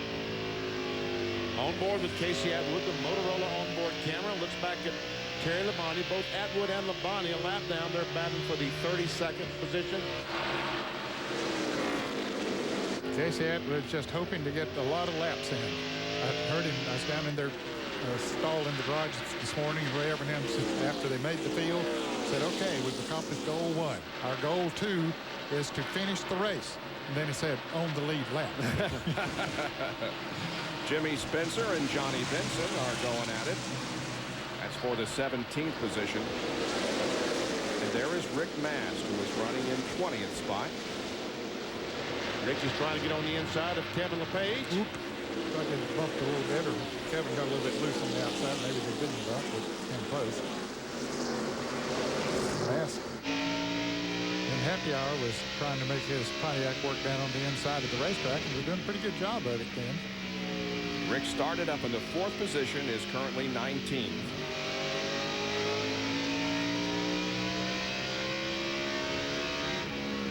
Like they're going by the 75 car, Wally Dallenbach, the Roto-Zip car. All right, here we see Tony Stewart trying to take over that 4th spot and does it. See, Bobby Labonte didn't fight him there. He just probably eased off the gas a little bit and let Tony drift on out to the wall, take the position away. Bobby's driving a very smart race, as he has most of the year.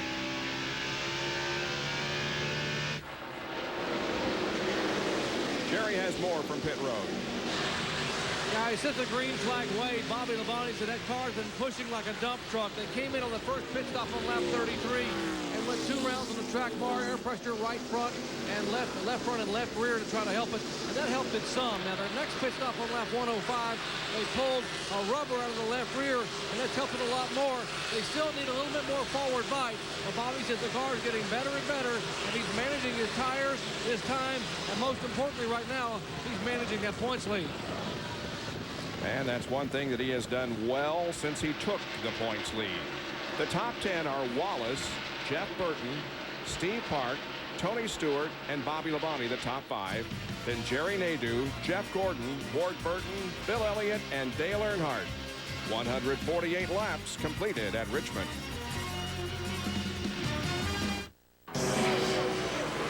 His car is green, right? No, blue. What's his number? 88. 88. Now, which one do we want? Dale Jarrett. Dale Jarrett. Can you hold the cup for me? Hey, let me ask you something. What does that sound like? It sounds like Dale took the lead. He did? Come on. Hey, do you know his dad's name? The rigid 10-inch table saw powers through even the toughest hardwoods. The oscillating sander converts from spindle to edge belt sanding in seconds. Engineered for power and precision, each and every rigid tool carries a lifetime warranty. But when it comes to something with even more power, Rigid's got that too. Rigid, available at the Home Depot. I'm a child care director. In the summer, I drive buses and vans. We have a blast on these field trips. It's just as much fun for me as it is for them. Parents are entrusting me with the safety of their children. We have to make sure we keep great tires on the van. We trust Walmart to service our vehicle. They have name brand tires and they have great prices and a guarantee nationwide. That's one reason we bought them. Brand name tires, oil changes, and more at Walmart Tire and Lube Express. Because it's pretty precious cargo. The NASCAR Craftsman Truck Series. It'll strike you as the toughest racing anywhere. The NASCAR Busch Series. More drivers compete. More drivers win. You never know what you'll see. The NASCAR Winston Cup Series. It's just the best racing in the world. Millions of fans can't be wrong. No matter which series you experience, one thing's for sure. This is the flat-out best racing on earth. This is NASCAR. Rusty Wallace continues to lead the Chevrolet Monte Carlo 400. Jeff Burton second and Steve Park running in third position.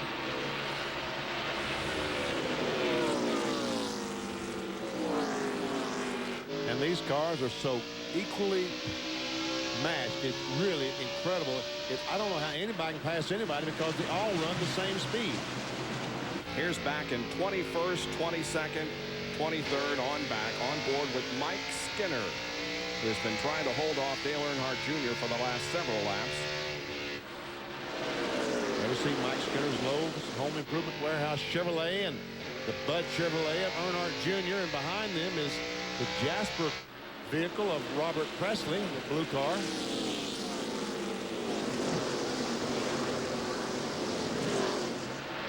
'31 got real loose a couple of laps ago. Dale Jr. pitted and changed 4 tires, and he restarted about the 29th position. He's worked his way up to 22nd. Right, he is hitting a brick wall. In the form of Mike Skinner. Kind of like my weight losing program. Hit a brick wall.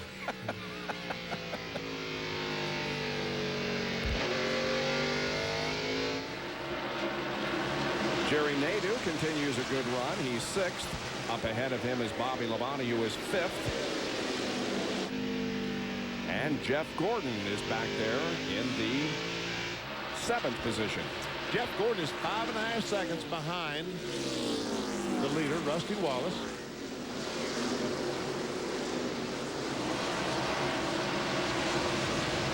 Gordon's driving a brand new car here tonight. It has been tested, but has never raced until tonight. And again, John Andretti is running beside somebody. In this case, it's Rick Mast, but now he takes that position away. Well, here comes Mast back. You just can't go. He likes company, doesn't he? Oh, Bobby Hamilton almost got into the wall. He might have gotten into the wall off of turn 2. He came off of there pretty slow. As he continues to go.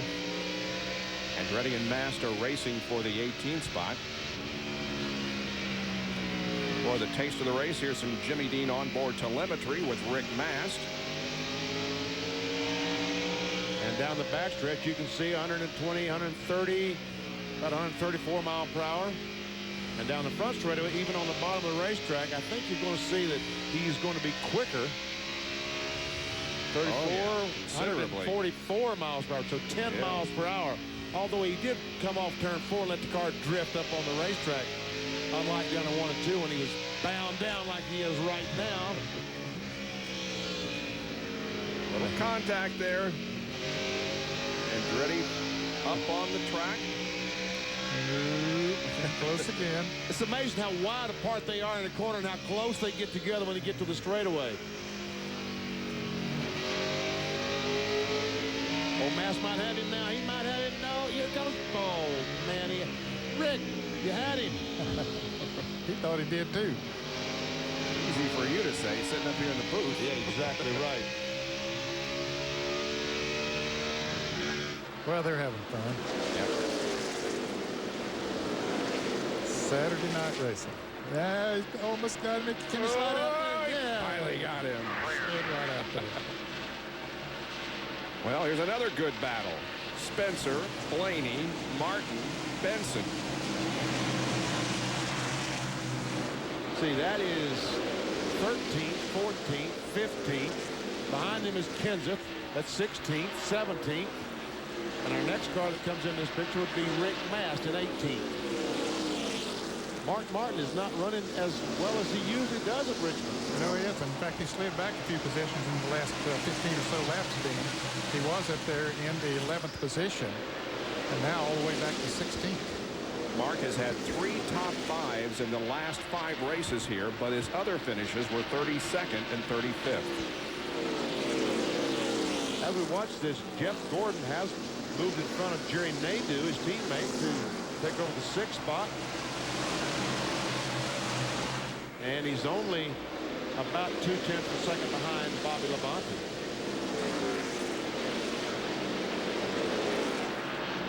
There's Ricky Craven, the Midwest Transit 50 car. He is a lap down, as Ned told you.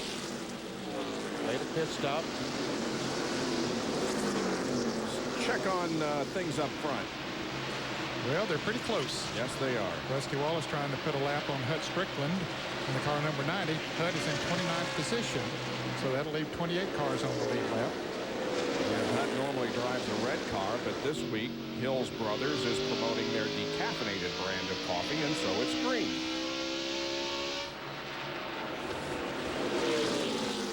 As we watch this, the points leader, Bobby Labonte, the Interstate Batters Pontiac, he was about 2.5 seconds behind Rusty Wallace, the leader. Now he's fallen back to 6 seconds behind. So, as Jerry Points pointed out, they've been making changes on the Interstate Batters car, but they've got to make some more.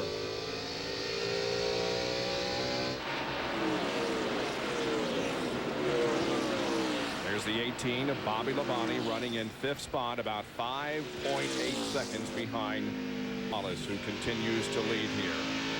Rusty has led now 80 laps. Jeff Burton has led 88. And Rusty is coming up on the 9 car of Stacy Compton, local Virginia driver, to put him a lap down in the 28th position.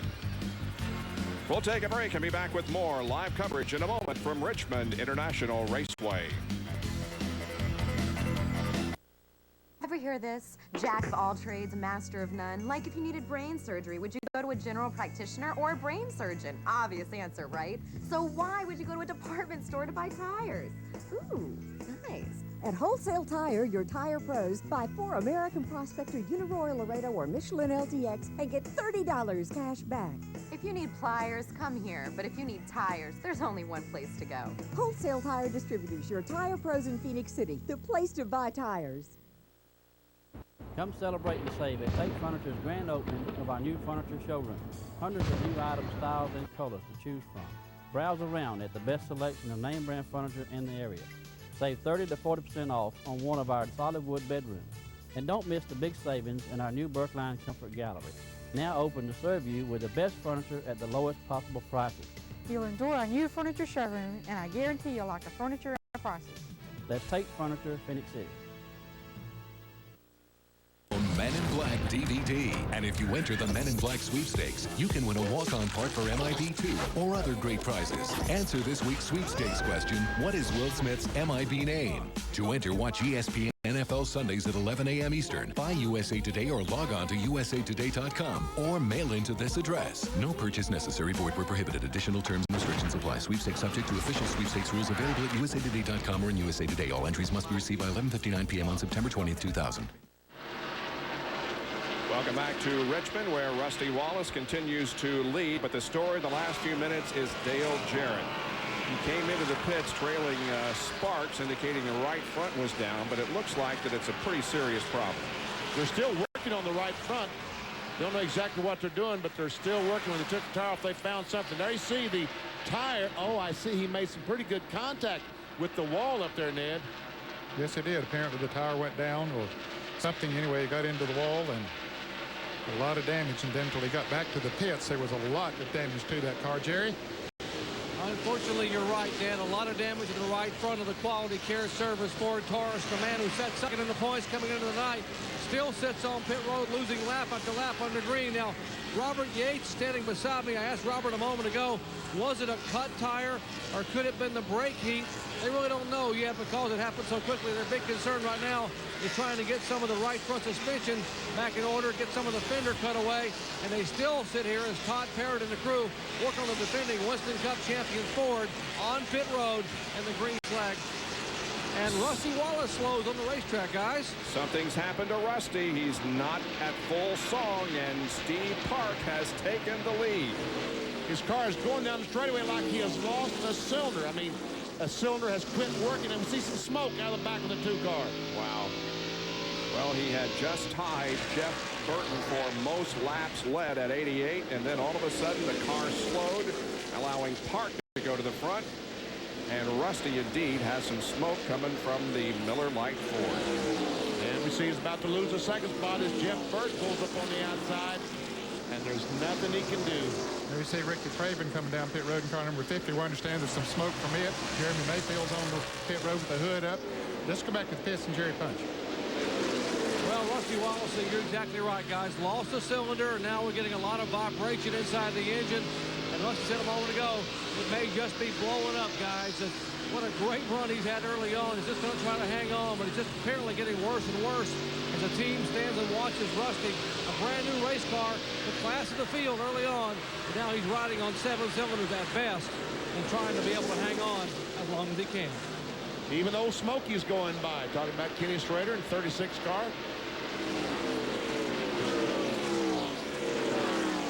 And since he took the lead, Steve Park has stretched out his advantage over Jeff Burton.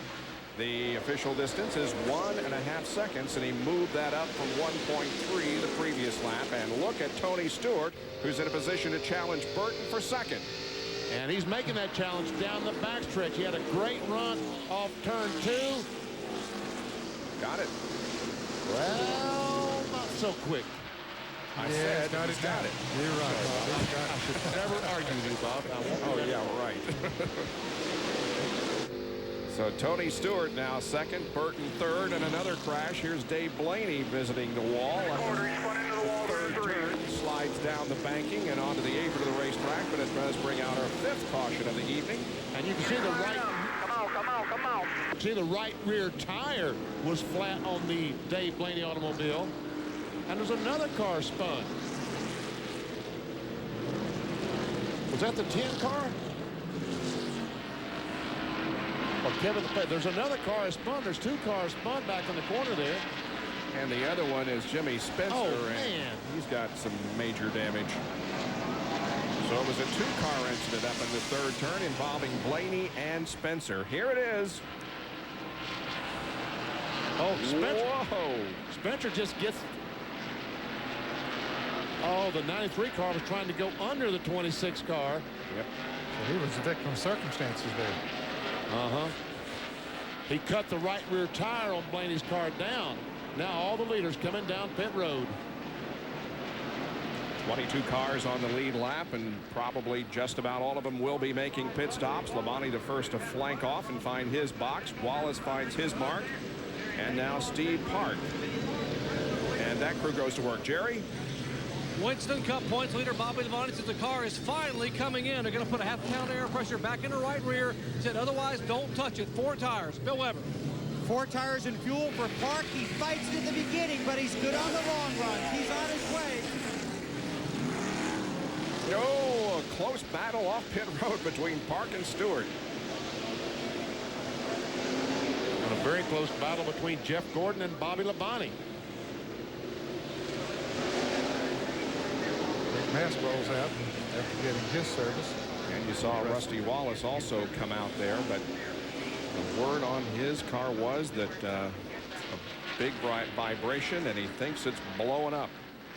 Well, the track crew is out there cleaning up the debris. Let's check out the crew cam on the Pennzoil Chevrolet. Kelly Kellis, the front tire changer, takes the tire off. Trip Bruce throws it on there. He puts the lug nuts on. Let's go to the left side, guys. He switches the gun. Watch the sparks fly. That's awesome. Trip Bruce throws it on there. All right. All right, let's go. Good stop. All right. Yes. man. Don't you love it?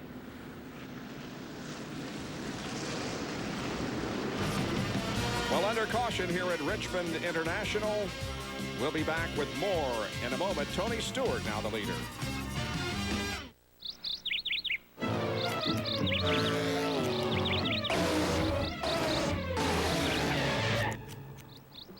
You missed a spot. Presenting The Day at the Gordons, where racing champion Jeff Gordon and his wife Brooke eat new Fritos chili and scoops. A hearty cup of chili and loads of Fritos corn chips. It's fast, it's filling, it's Fritos. Perfect for people on the go. New Fritos chili and scoops and Sloppy Joe and scoops. Nothing goes faster. From the leader in ride control technology comes a new standard in safety and control. Monroe's revolutionary Reflex with impact sensor technology that reacts instantly, shifting between firm and soft compression in just 12 milliseconds, combining superior comfort with a dramatic reduction in pitch and roll for maximum safety. Experience the new Reflex Shock from Monroe. Right now, when you buy 3 Monroe Reflex or SensaTrack shocks or struts, you get the 4th one free. John, you seen that? Oh, you're good. Yeah? You're the best. You guys hungry back there? Is this tuna? Got it. I wouldn't open that. Oh, hey. He opened it. Guys, just get some beer. Pickle. I got the ice house. All right. I'll be right back. Don't touch that. Okay. Fellas? Frosty cold mom. Dinner party, Ice House style. Because sometimes all you need is a smooth, never watered down taste of Ice House. Enjoy. As you can see, the terms are good. The rate is low. There are no points. But... Yes? Can't you come down a little on the interest? It's a very good offer. Okay, then. Great. Thanks anyway. Next. Want banks to compete over you? Come to LendingTree.com. Fill out one form and get up to 4 offers within hours. When banks compete, you win at LendingTree.com. On board with a pace car, looking back to Tony Stewart, Steve Park, Jeff Burton, Bobby Labonte, and Jeff Gordon, the top 5, as we are within a half a lap of going back to racing from our 5th caution of the evening. All right, those guys on the 20 car got your man out in front. Good pit stop, guys. Get a little something in the paycheck on Friday for that pit stop. Okay, here we go. 22 cars on the lead lap. Nearing the halfway point of the Chevrolet Monte Carlo 400. Now being led by the Pontiac of Tony Stewart, but boy, look at Steve Park. What a run that Park got on the outside. Wow, he just drives around Tony. It's like Tony Stewart is on 6 cylinders as Jeff Burton goes by. Is Tony Stewart on 6 cylinders? What's up? Boy, something happened. Just in one lap, Stewart falls back to 3rd, giving the lead once again to Park. But now here's Jeff Burton challenging on the inside. This is the first time that Steve Park has led a race here at Richmond. Really? I remember one night he ran so good, I thought he was leading the race, but he was. I remember one night he had a tremendous run here a couple of years ago. And Jeff Burton's got a tremendous run off the corner. That's always a tough spot. Are they going to make contact when they get off that corner? That time, they did not. Now Burton comes up, moves Park uphill all he possibly can, all he thinks he can, without making contact.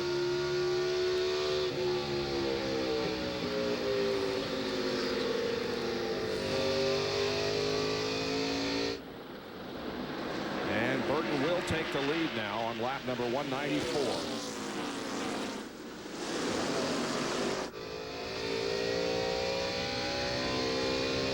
12 car, Jeremy Mayfield has gone behind the wall.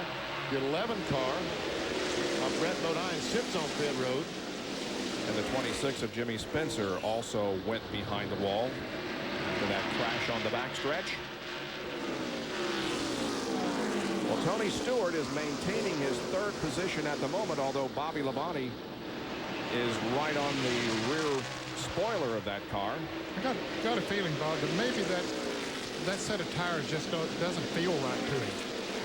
And Bill, what's wrong with Tony, if anything?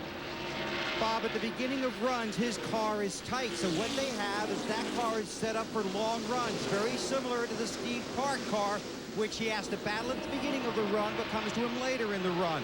Stewart's car is just tight at the beginning. He's got fresh tires on there, but they did have a great pit stop, 14.99. The car should come to him in a couple of laps, then he should start moving toward the front again.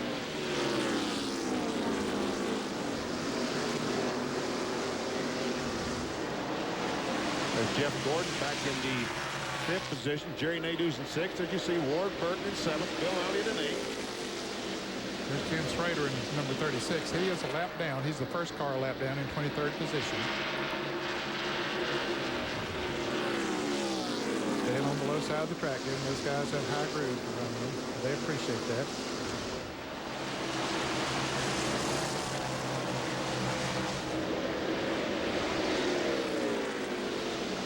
Jimmy Spencer is with John Kernan.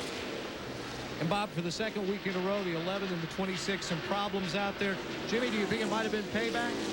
Payback? He caused the accident last week, and he deliberately hit me again. I guess NASCAR's going to have to do something about it. I won't do nothing about it, you know. I'm just ashamed of the Kmart people and feel real bad for him. You know, we had a car capable of being in the top 5 for that Winston No Bull 5, and he ain't worth my sweat to go after. That's all I got to say. In the payback department, I meant for what Jimmy had said last week. I wasn't inferring that Jimmy caused the problem last week. Bob? Well, some strong words once again from Jimmy Spencer as he takes the car behind the wall. We'll see if they can get it back out there, but it looked pretty bad when it went behind the wall. Now, up front, once again, Steve Park and Jeff Burton are battling for the lead. We have completed the halfway point as they come down to complete lap number 201. Park just couldn't make it happen down on the inside of the racetrack.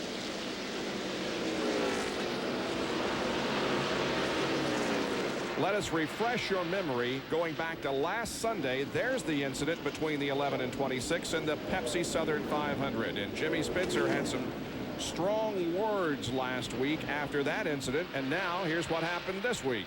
He come off the corner, and Jimmy said once again there was contact between the 26th and the 11 car once again. And Dave Blaney, unfortunately, gets caught up in the crash. Steve Park takes the advantage once again. Incidentally, Dave Blaney is still out on the racetrack. He is 1 lap down in 28th position. Now there is Dale Jarrett, who is 17 laps down. He spent that much time on pit road, and it's going to ruin his 15 straight top 10 finishes, 15 straight finishes in the lead lap for Dale Jarrett, but not tonight. So Steve Park takes the lead once again from Jeff Burton as this battle between those two drivers continues in the Chevrolet Monte Carlo 400. We'll be right back. Once Mark Martin puts the hammer down, it's pretty hard to get him to stop. Fortunately, the crew has its ways. Do I hear steak on the grill? WD brand steak. Brings him in every time. From the beef people. Guys, it's getting real loose on me. Rusty, pit next lap. Pit next lap? Pit next lap. Are you sure? I'm positive. What's going on, guys? Stay out or pit. Pit. No pit. Pit. Pit. Pit. Pit. No pit. Pit. No baby. Pit. Don't pit. From the driver's seat to the pit, to anywhere NASCAR fans might be, Motorola technology is bringing the action closer to everyone. No pit over. Heat is holding position when your tires are ready to blow. Heat is making it through a 12-car pileup from 13th place. Heat is the last 5 laps of the Daytona 500. If you want the heat of the last 5 laps all the time, if you want the heat of door-to-door, fender-to-fender action, if you want the heat of Daytona, if you want the game designed by the pros, you want NASCAR Heat, the only game that brings the heat home. NASCAR Heat for PlayStation Game Console and PC CD-ROM, rated E for everyone. Hey, Mr. Two-Belt, why don't you change your oil every 3,000 miles? And remember, women know when you lie. Look, missing an oil change is like giving a woman a vacuum cleaner for her birthday. You know better. Come on, consider the risk. This is reformulated Quaker State. Protection beyond 3,000 miles under any driving conditions. Can you say insurance? Because I could say I told you so. Reformulated Quaker State. It's been tested. It works. What more do you need to know? Any flavor you can dream up, Sonic can make into an old-fashioned float or creamy smooth flurry drink. Choose from a cool Sonic float or one-of-a-kind Sonic flurry drink. Like a float, only blended. Try new peach or your favorite flavor, now just 99 cents each. Only at Sonic. Back at Richmond International Raceway, we're riding on board with Casey Atwood in his NASCAR Winston Cup debut. Well, the Bell Canadian Open is going on, and you can see the final round tomorrow on ESPN. Tiger Woods trying to become the only golfer since Lee Trevino in 1971 capture the triple crown of golf, the U.S., the British, and the Canadian Opens. That's at 5 o'clock tomorrow afternoon. How did Tiger do today, BP? You know, you thought those guys had a chance when he shot 72 on Thursday, but he comes back with a 65 on Friday and a 64 today. He's tied for the lead with Grant Wade, 15 under for the tournament. Wow, watch it tomorrow at 5 on ESPN. Moments ago, watch the 19 and the 9. That's Casey Atwood and the 9 of Stacy Compton. Oh, and Earnhardt goes up. Almost got out of control. Almost as he chased that car up the hill. He made contact with the left rear. Oh, good job, Junior. Good job, Casey. And attaboy, Rick. Got another spot. Got 18th. And these guys are battling for position. Yeah, neither one of them are on the lead lap, but they're battling for the 27th spot. Casey Atwood comes to the NASCAR Winston Cup Series after having 2 victories and 6 pole positions in the Busch Series. Here is an old guy, 20 years old. Yeah, right. John has more on this battle, if you will, between Spencer and Brett Bodine. Bob, I went down to Brett Bodine's pit and talked to a number of his crewmen and even his crew chief, Mike Hillman. Mike tells me that Brett didn't tell them anything on the radio about the incident. I guess I should say alleged incident with Jimmy Spencer, since, quite honestly, I haven't seen it yet either on tape down here because I've been running around too much. But one of the crewmen pulled me aside and they said, John, you know Brett Bodine, no matter what happened last week, he's not going to run someone over on purpose. So their crew standing behind their driver saying that Brett did not take Spencer out intentionally. All right. The 4-car, Bobby Hamilton, has a problem and is on pit road and going to go behind the wall, it looks like. Didn't you tell me when Michael Waltrip fell out that he tied Bobby Hamilton for the most DNS for the year? Yep. Well, I believe now Bobby Hamilton is retaking that lead. And that's a lead you don't want. No. Yep. He now has 9. Bobby Hamilton has 9. DNS did not finish this for the year 2000. Man, it's cruel. If he's done for the evening. Trust me, he's done for the evening. Okay, thank you. I believe Tony's car is beginning to come in, guys. Yep, you're right. He's passed Bobby Labonte, now has caught Jeff Burton. Well, Dale Jarrett came into this race 111 points behind Bobby Labonte, with whom we ride, but we're gonna watch this battle for a second here and complete that thought in just a moment. Stewart and Jeff Burton side by side all the way through the corner. Battle for second spot. Jeff Burton's car is just not right now. A moment ago when Steve Park drove up behind him, it looked like it loosened the 99 car up. So the 99 Exide Ford right now has some handling problems. Maybe Frankie Stoddard and these guys will be able to adjust it on their next pit stop. More from Bill. What they're doing, Benny, is they're adjusting on it now during that last pit stop. They did make some changes on it, and here's the problem. At the end of the run, Jeff's car is getting very loose. In fact, he had called in before that last caution saying that the car is loose, and it gets that way at the end of the long run. So they've had to adjust for that.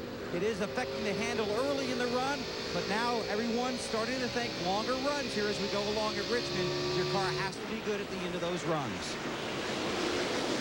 And so Tony Stewart now sets out for the leader, Steve Park, as Jeff Burton has fallen back to third position. Now let's back up on this point situation.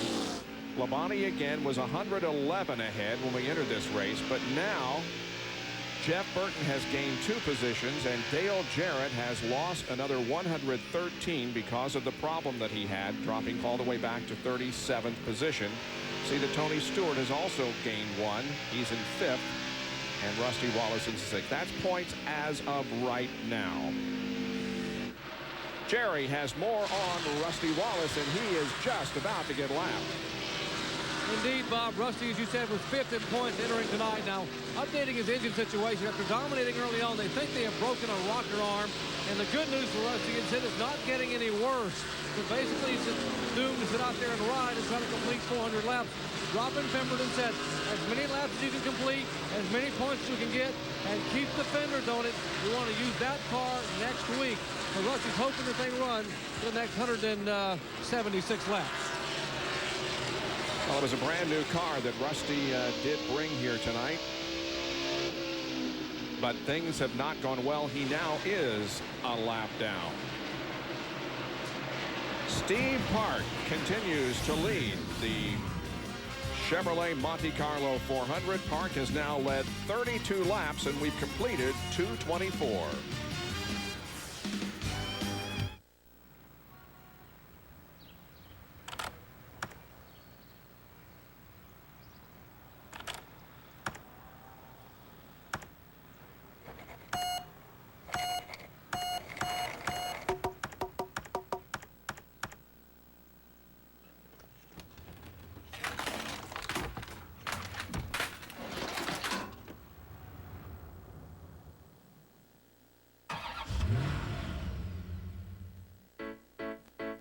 I see a little silhouette of a kind. Mountain Dew, time to do the slam dunk go. Citrus taste and quenching, very, very exciting me.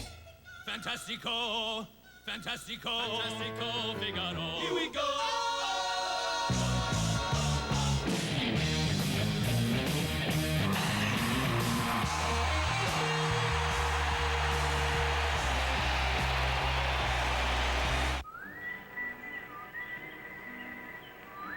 Now that Napa Auto Parts and accessories are available online, have we suddenly become hipper? Well, maybe a little.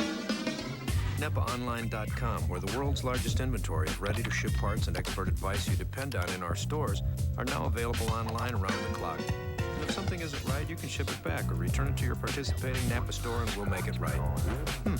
Actually, this is pretty hip. From the quarter mile at St. Louis to the third turn at Talladega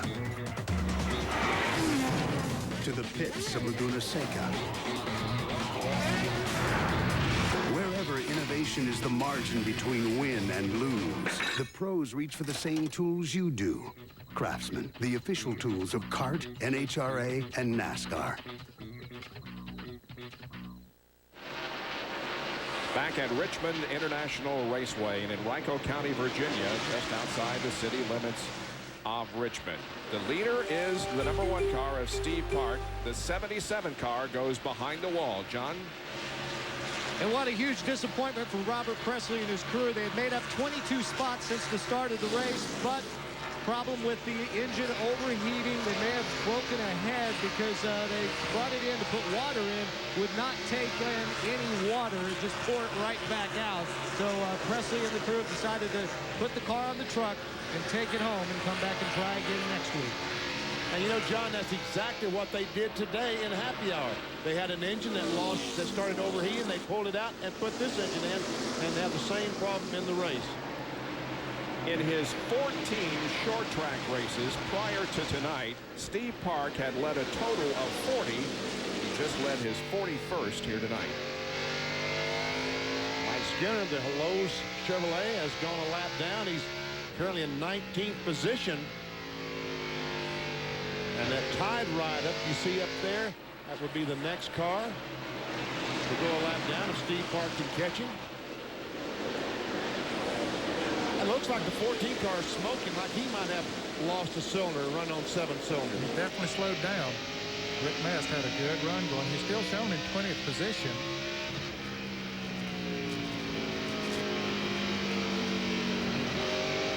look at his telemetry and see if we can detect a problem. He should be running about, what, 144 down this straightaway?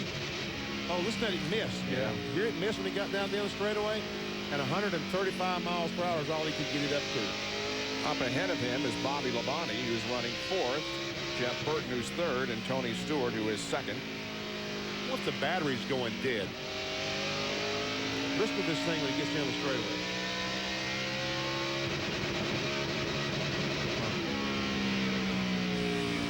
And they decided to put the 77 car on the truck. It's done for the evening.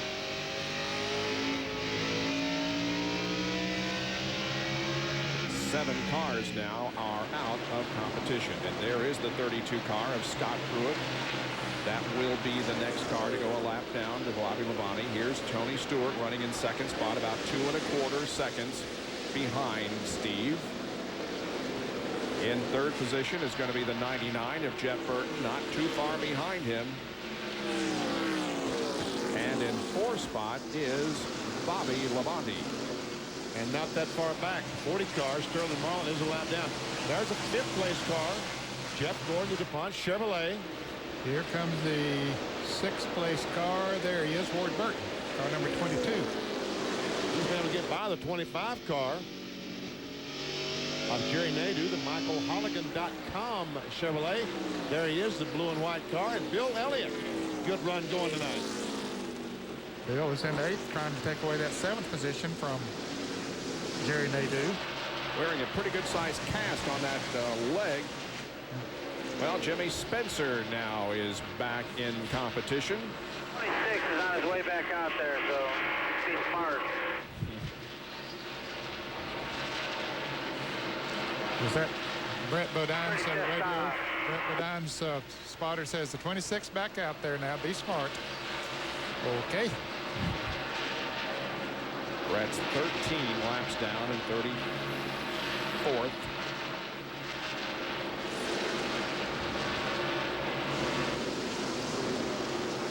Now, Jimmy already told us that he wasn't going to do anything. Right. Yep, he said that in an interview. Yep.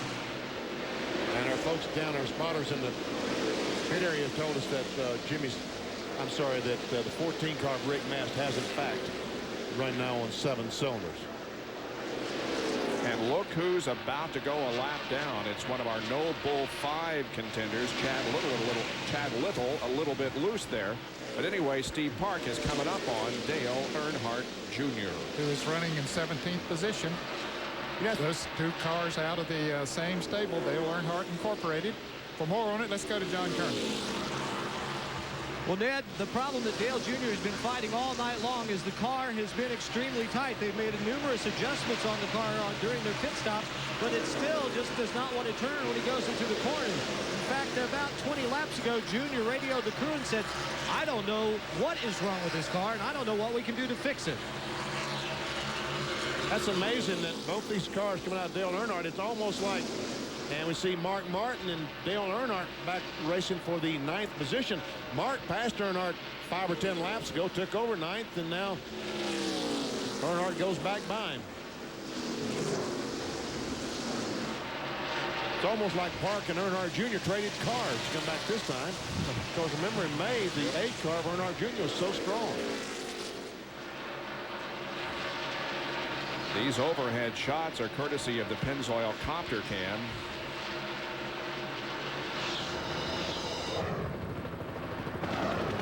Following right now the 3 and the 6, but the Pennzoil Copter Cam has been following the Pennzoil Chevy most of the evening because Steve Park is the leader. And now here's a battle for 3rd place, Bobby Labonte and Jeff Burton. Bobby took a look on the inside, but couldn't make the pass then. But he said, I've caught him. So Bobby was back a couple of seconds behind him, but now he's caught him. And here's Earnhardt and Mark Martin going at it again. So Mark's trying to take the spot away. He's on the bottom side of the racetrack. I don't know if he can do it down there. John has more on Dale Earnhardt. Well, I guess in this case, it's like son, like father. Dale Earnhardt also has been complaining of a tight condition. In fact, not too long ago, he said, it just does not want to turn when I get it into the corners. Those guys are running about 13.5 seconds behind the leader, Steve Hart.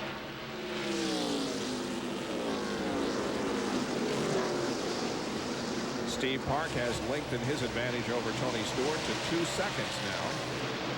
There's Steve.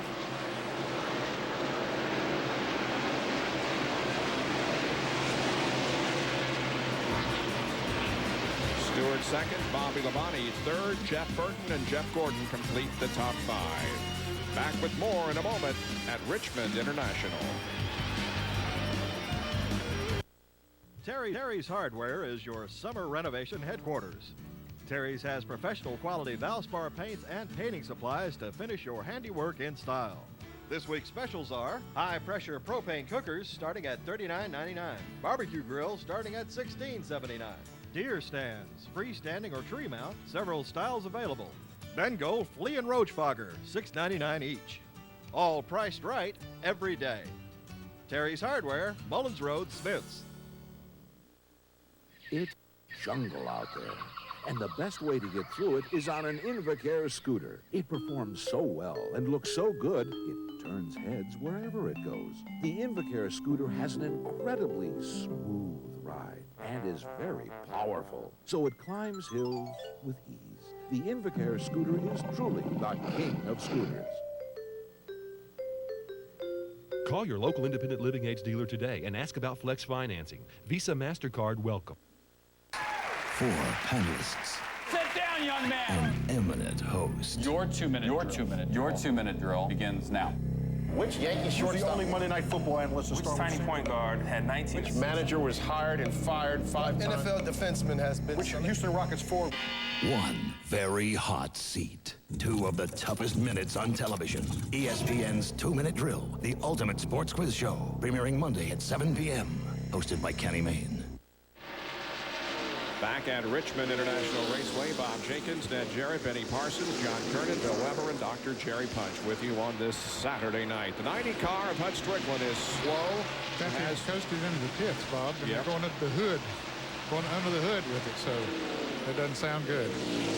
The 28 car of Ricky Rudd has had a slow and steady move to the front. He is currently being shown in the 12th position. He started way back in 26th. But he's about 16.5 seconds behind the leader, which means the leader isn't that far behind him. Because they're turning about 23 seconds a lap. Yeah.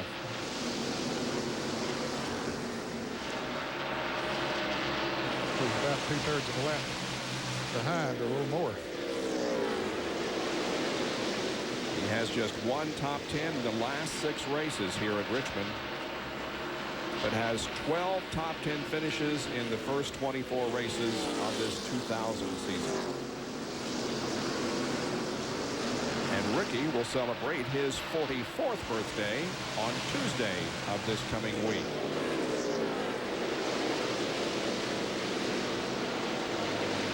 Oh, and Jeff Burton all of a sudden just goes way up the racetrack, and the 24 car of Jeff Gordon goes by, takes over the 4th spot, and that's what I saw that in the truck race on Thursday night. These cars are going to the corner and just boom, go right. It's like they just lose the car all of a sudden. And Burton is struggling now. Well, that's amazing. That car was so good early in the race. Boy, you talk about how championships are won and lost, and you might look back to this race to see how some drivers lost the championship, because several up in the top 10 have had problems. And look how Burton's car just skates up the racetrack. Again, I saw that several times Thursday night in the NASCAR Craftsman Truck Series.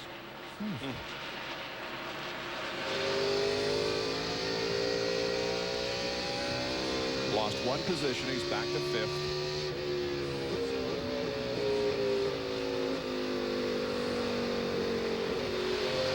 Just about 75 laps on the tires. You would think they should be able to go 100 anyway, but Burton is really struggling.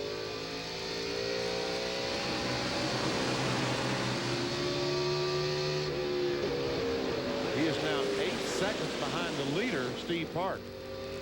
His brother is the next car back. He is almost 10 seconds behind, so he's still almost 2 seconds ahead of his brother Ward Burton. And in the last 75 miles, when Steve Park took the lead, there were like 24 cars on the lead lap. He now has it down to 15. So Steve Park, the Pennzoil Chevrolet, is going somewhere. 10th place battle, the 6 and 10 cars, Mark Martin and Johnny Benson.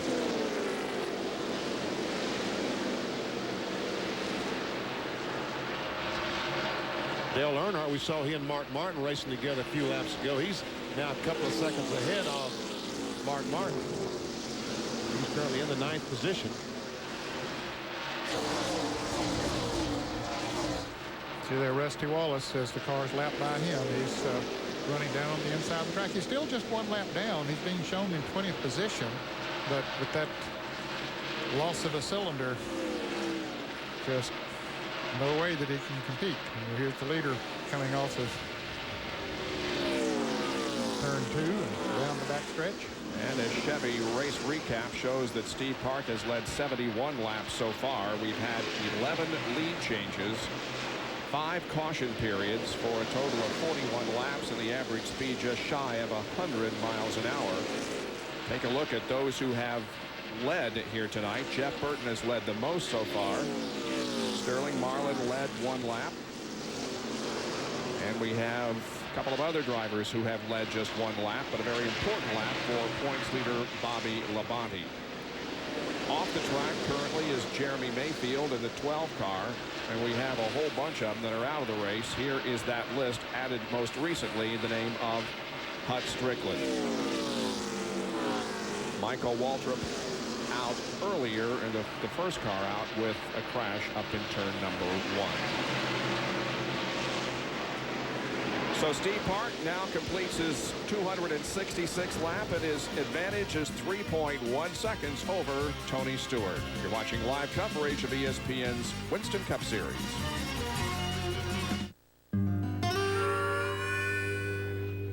Nice looking jacket.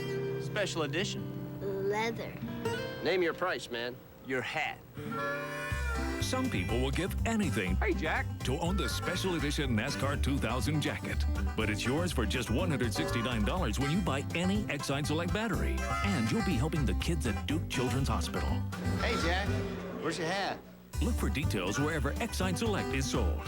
Nice hat. Thanks. Sometimes you just got to get it done.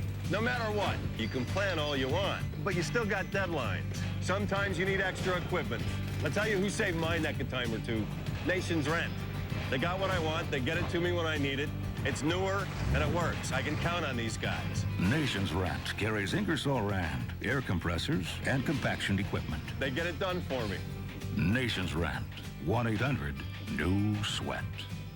Now, with one of these Nokia mobile phones, you can play 3-Play just about anywhere. At the country club, dining al fresco, going to the beach. 3-Play from ESPN.com. It's free. It's sports. Give me the briefcase. It's money. Michael Andretti holds the lead in the race for the kart crown. But can he fend off the competition and handle the famous corkscrew turn on the coastal mountains of California? The Honda Grand Prix of Monterey, tomorrow at 3 on ESPN.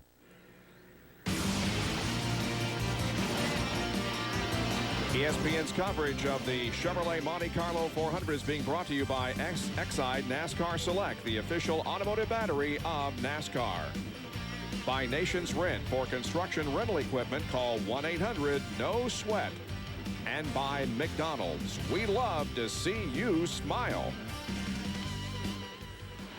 Well, coming up at the conclusion of our race tonight, Sports Center, and Linda Cohn and John Anderson will have all the stories from the world of sports, including the big game today, Nebraska against Notre Dame. That was quite a game. Are the Canes for real? And Pedro Martinez hosting the Bombers. Those stories and more on Sports Center coming up after our race. That's Miss Cohn to you. I'm sorry. That's what she said last night. Mark Martin, the Valvoline Ford, still struggling. He's now back to the 12th position as Matt Kenseth, the 17 car, Tries to close up. He's in 13th. Talking about Kenseth, the walk car. And Jeremy Mayfield is now officially out of the race. And they said the official reason is engine failure.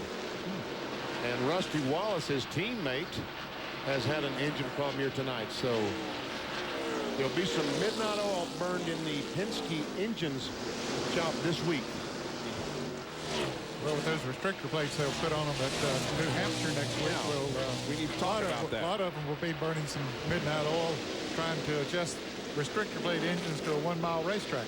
NASCAR did announce here this weekend that a 1-inch restrictor plate will be used in the Winston Cup Series at New Hampshire International Speedway next week, and also the Busch Series. And the cars in both series will take pre-practice laps behind the pace car to ensure that the proper brake temperature has been reached prior to full speed runs. Well, that's good. That's good that they're doing some things to try to make things better at all the NASCAR Winston Cup tracks. Once again, here is the battle for the 12th position. Mark Martin is in 12th, and Matt Kenseth would like to take it. And Bob, they're running about 21.5 seconds behind the leader, so that means that Steve Park is not too far behind them as Mark moves over now and lets Matt go on by. But on that same straightaway, they can look in their rearview mirror and they can see Steve Park coming. There you see him. Park goes by John Andretti, the Cheerios. Pontiac puts him a lap down. Now then, 14 cars in the lead lap. The next car in front of the leader is Kenny Wallace, that Square D car, and he isn't that far in front. Well, the most laps that Steve Park has ever led in a single race, I'm sure you'll remember, was last year at the Coca-Cola 600 when Steve led 80 laps and then finished in 42nd position. He has led 84 laps, and he has now led 87. Good for him. And let's have a tip of the Stetson to Bill Elliott, who is making his return here tonight and in the top 6. Yeah, he's moved up around Ward Burton. The last time we talked about Ward, he was running in 6th place behind his brother Jeff Burton. But Bill has passed Ward since then. Down to Jerry Punch. Guys, you mentioned Bill Elliott's incredible effort tonight. Now just remember, it was just 18 days ago that Jimmy Andrews, the orthopedic surgeon in Birmingham, put 3 pins and a wire cage in Bill Elliott's left knee to hold the kneecap together. He is driving with those 3 pins and that figure-8 cage holding his kneecap together in the race car. He told me on Monday this week, finally the swelling started to subside and he was able to get some more flexibility in the left leg. But folks, 18 days ago, he was on an operating room table. I'm impressed. Wow. And in his last 2 short track races, Bill Elliott has finished 8th and 9th. 8th at Martinsville and 9th in the race here at Richmond earlier this year.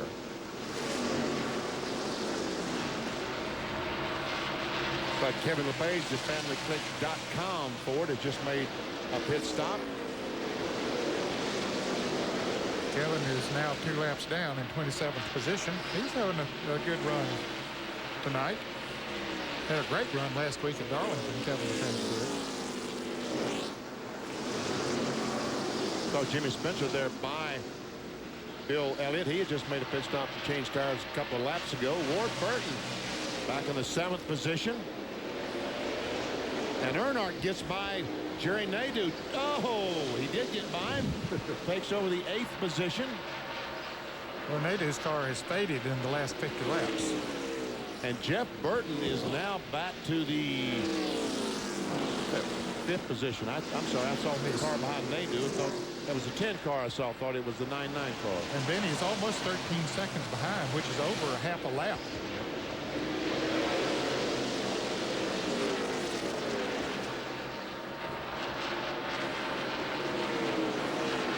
Well, we should be in a pit stop window here before very long, and so we'll set up that situation as we take a break. From Richmond International with Steve Park leading Tony Stewart, Bobby Labonte, Jeff Gordon, and Jeff Burton.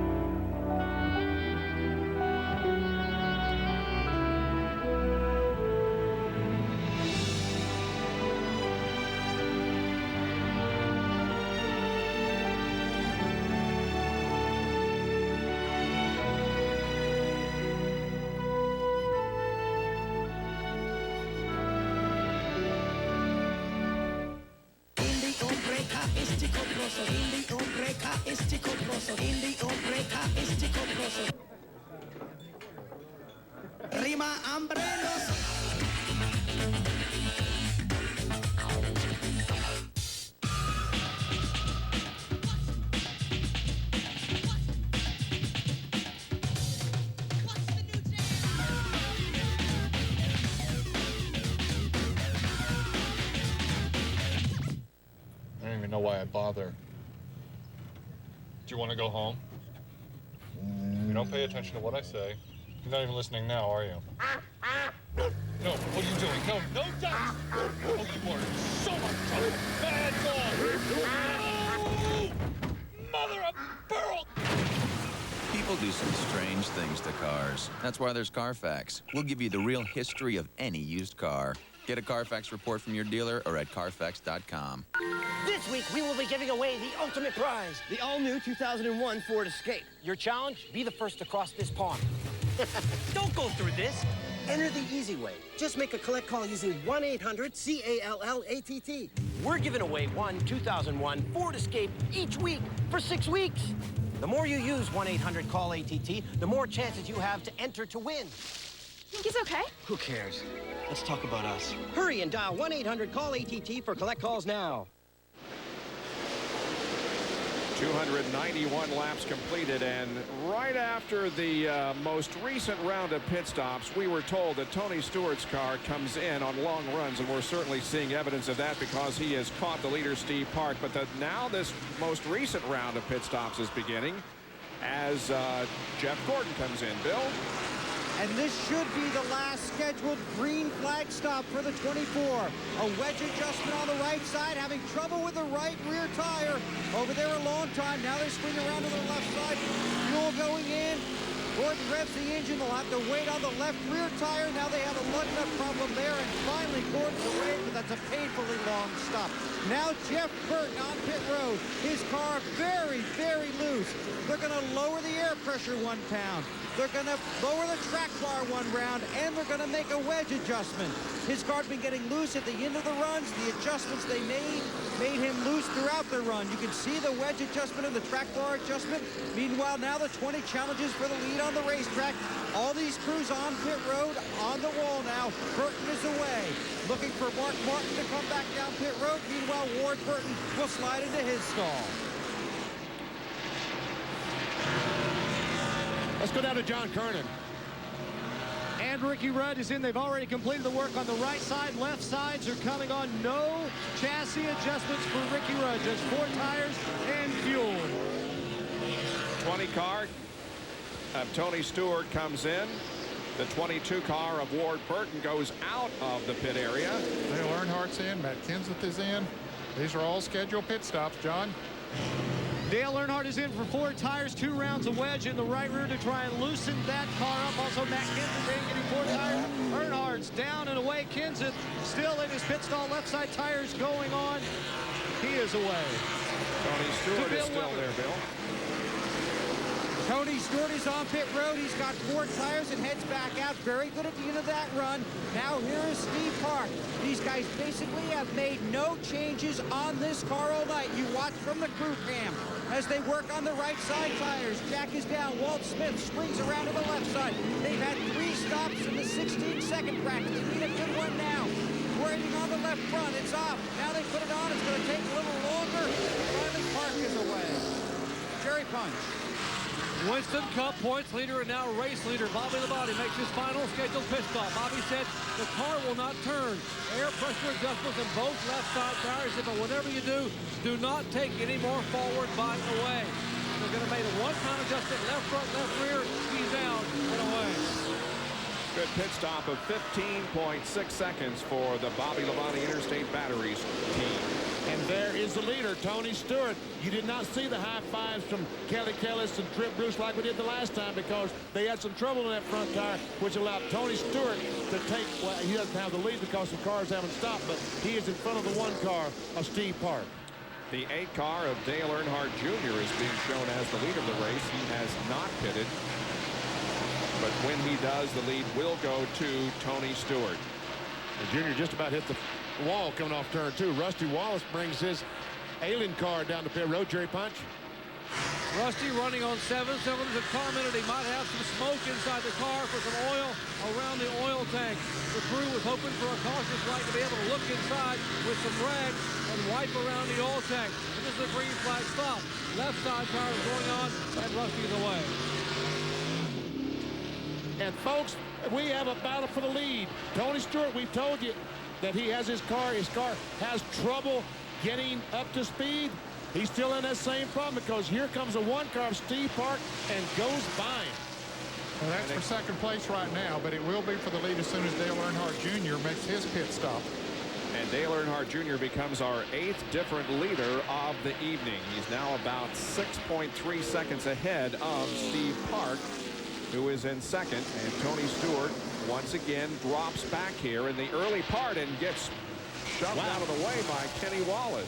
It's just unbelievable how slow that Home Depot Pontiac is when they change 4 tires and put the new ones on. And how fast it is at the end of the run. Exactly, versus the competition. I saw Mark Martin right after they made their pit stop just shot by him and just drove away. Here's Jeff Gordon. He's coming up on Stewart. There's Dale Earnhardt Jr. who continues to lead, but look how much slower he is compared with those who have fresher tires. And he now is going to come in for his hopefully final pit stop of the evening.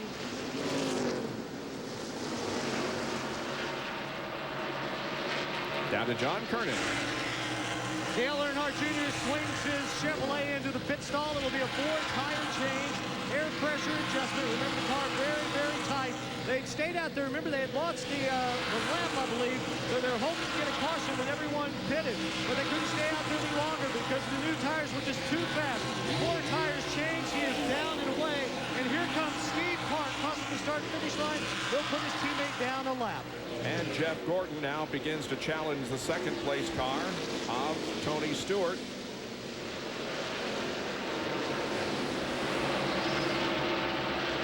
And Bobby Labonte also comes up on Tony. Stewart and Gordon started side by side in 11th and 12th. Now they're contesting the second position, and Gordon takes it. We'll check the speeds here at the line. Wow, look at Steve Park, 120.2, and everybody else is considerably slower than that. And Tony Stewart was just 117.5 miles per hour. I mean, it's almost like something is wrong once again, but the same thing happened before, so I'm sure it's the same thing. It just takes him some time to get that car going. And he just hopes that it'll go green from here on.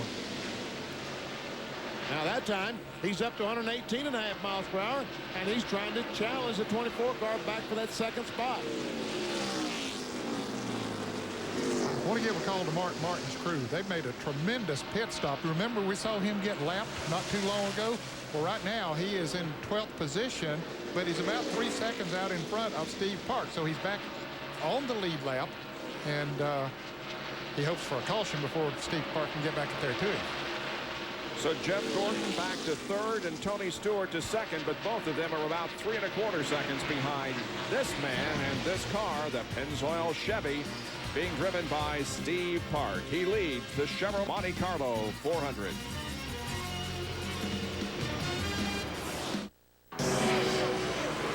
His car is green, right? No, blue. What's his number? 88. 88. Now, which one do we want? Dale Jarrett. Dale Jarrett.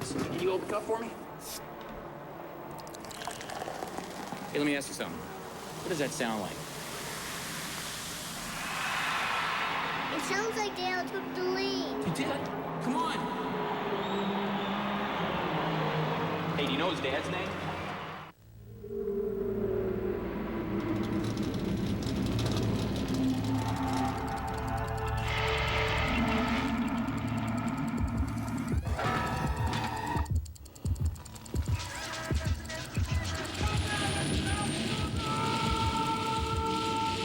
You have your weekend projects. We have ours.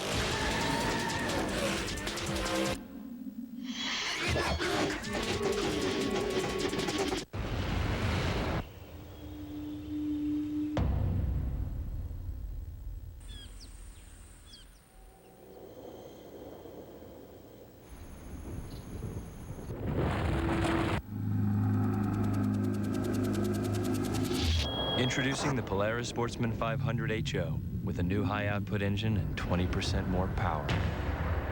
The world's best-selling automatic ATV just got better. You drive the way you drive. That's just the way it is. And that's fine. Because there's a new motor oil made to take it. Introducing new Pennzoil Synthetic with Penzane. Penzane was developed for the space program and is used by NASA. Don't change your driving, just change your oil. Pennzoil Synthetic. It's rocket science for your car. Save up to $50 on leading car care products when you buy Pennzoil Clean Engine Formula at AutoZone. On board the Interstate Batteries Pontiac, looking to his right to Jeff Gordon. As they battle for the third position, Gordon will take it. They've been running side by side for 4 or 5 laps. Finally, he got in front. And Tony Stewart, you see 3.7 seconds behind the leaders. If you look at the rundown. Now, Tony Stewart, we saw 117.5 miles per hour. Now he's up to 119.5 miles per hour. After he gets a few laps on his tires. That time, almost 120 miles per hour for Tony Stewart. And the leader, Steve Park, only ran 118.5. Coming up on Scott Pruitt to put him 2 laps down. We will check the speeds once again. Oh, the car blowing. Rusty Wallace is blowing into one, and the caution flag is out. Big puff of smoke from the Miller Lite Ford down in turn number 1. And so the caution flag waves for the 6th time this evening on the 318th lap. Now, it hasn't been that long since they changed tires. I wonder, will they stop and change tires? Yeah, I believe they will, Benny. Yeah, they've got 75, 80 miles to go, 80 laps to go, I should say. And there is such a difference in the tires after they run even 10 or 12 laps. We have 14 cars on the lead lap. That's a big help to John Andretti and Mark Martin and a few of those who had got, as a result of the green flag pit stops, they got back on the lead lap, and so now this will help them. We'll know here in just a moment as the pace car has the field in tow. Pit road is open. Park comes down pit road. Here comes Tony. Pit road. Here comes Tony Stewart. Jeff Gordon. Dr. All coming in. Yeah. No big surprise, really. Yep. I was sure that they would. And if one does it, the others have to.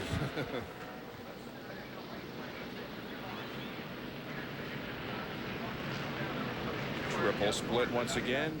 Park, Stewart, and Gordon. Jerry? 1 round up on the track bar, half a pound of air back in the left side. Bobby Labonte said these tires felt flat the whole time. Let's go back to Bill Weber. Steve Park, Jeff Gordon, and Tony Stewart are all on pit road right in a row. Park's getting his left side tire, drops the jack. He'll be first now, gets around the 6, followed by the 24, then the 20 door-to-door with his teammate, then the 22 with a 94 also with a good stop. John? Dale Earnhardt was just in, no changes to the car. Remember last time they made that wedge adjustment, and he said the car was coming in. Ricky Rudd was held on pit road as a rear tire got away and rolled across the pits. So Rudd being penalized just sitting here on pit road. He has already left, been assessed the penalty. That could have been just very costly if that had happened under green.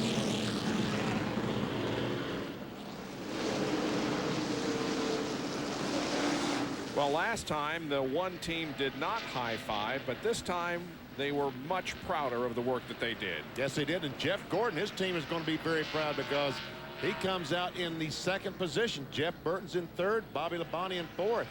And Tony Stewart, now he's back in 5th spot, and we know how long it takes his car to get going on tires. So, man, it's tough for Tony Stewart.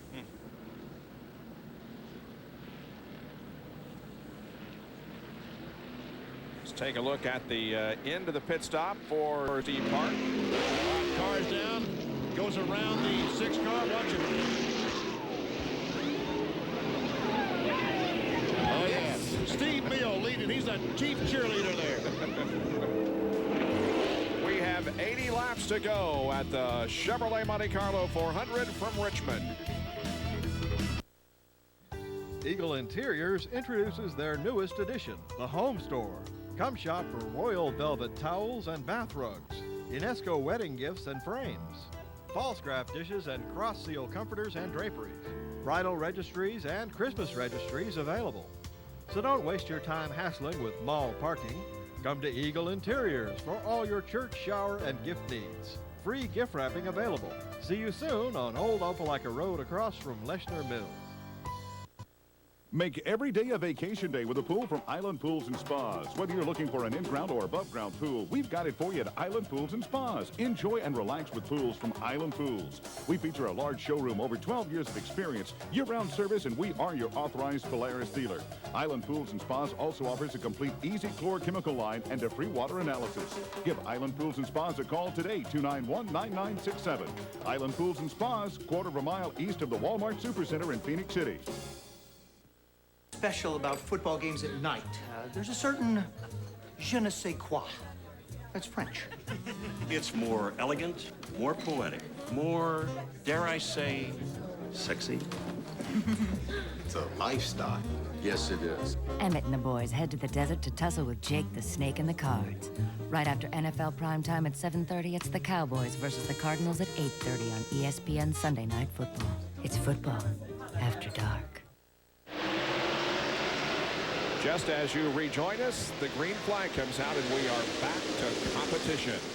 Whoa, 3 wide there in the first corner. Tony Stewart all the way back to 5th position. Up ahead of him is Bobby Labonte, Jeff Burton.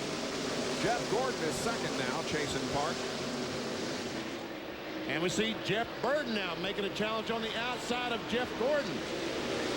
And now look at the sparks off that car. He is driving that car down in the corner so hard it's bottoming out against the racetrack. With the soft springs they run on these things nowadays, really leans over. Now he'll not be able to do that once these tires get some laps on them.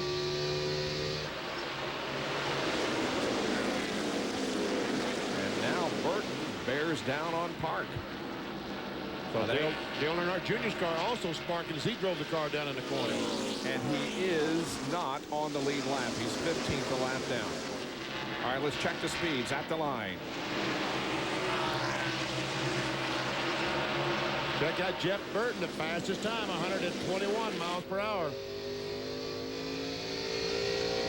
But Tony Stewart was the 3rd best car that time. Oh, Park's going inside, outside. Which way is he going?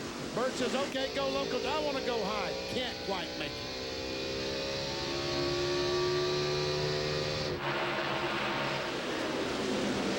Once again, Jeff heads for the high line, but cannot wrestle the lead away from Steve Park.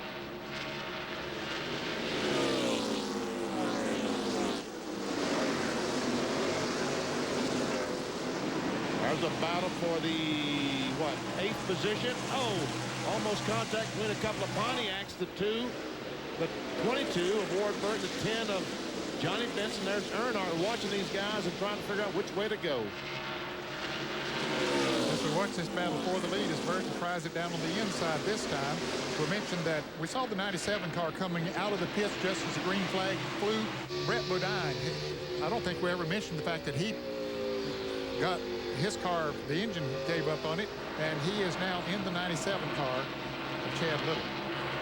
Burton pulls alongside Steve Park.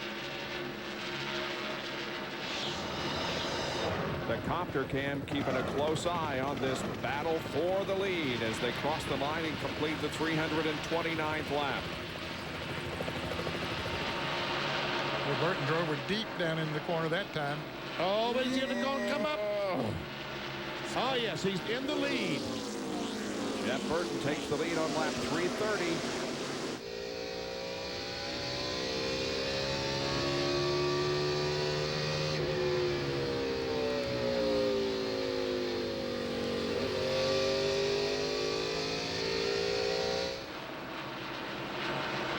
Now the top 4 very close together out there. And Tony Stewart in 5th spot. He's at almost 2 seconds behind, but we all know that orange car, the Home Depot car, will get better as these tires get some laps on them. Remember, Bobby Labonte has a chance to win $1 million for himself and a fan if he can win this race. And he's the only one in the top 5 with that opportunity. Earnhardt is 9th. Matt Kenseth just outside the top 10, also eligible. Dale Earnhardt Jr. is a lap down in 15th position. And Dale Jarrett is in 33rd, now 18 laps down because of the problem that he had earlier in the race.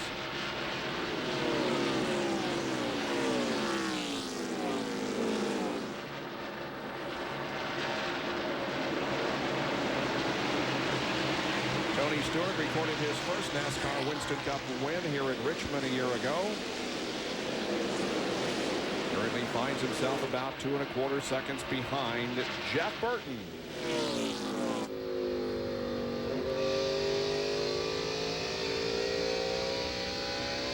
Burton has led on 4 different occasions here tonight. He has currently led 101 of the 334 laps. There are the top 5. We'll be right back.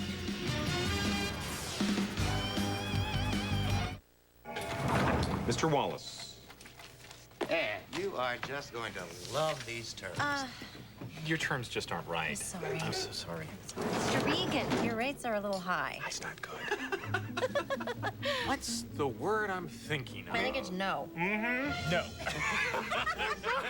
Want banks to compete over you? Come to LendingTree.com. Fill out one form and get up to 4 offers within hours. Oh, what a lovely time. When banks compete, you win at LendingTree.com. Local breweries. Beer shipped the same day it was born. Refrigerated distribution centers. Daily deliveries. Our exclusive Born on Dating. That's how we guarantee Budweiser is the freshest beer choice out there.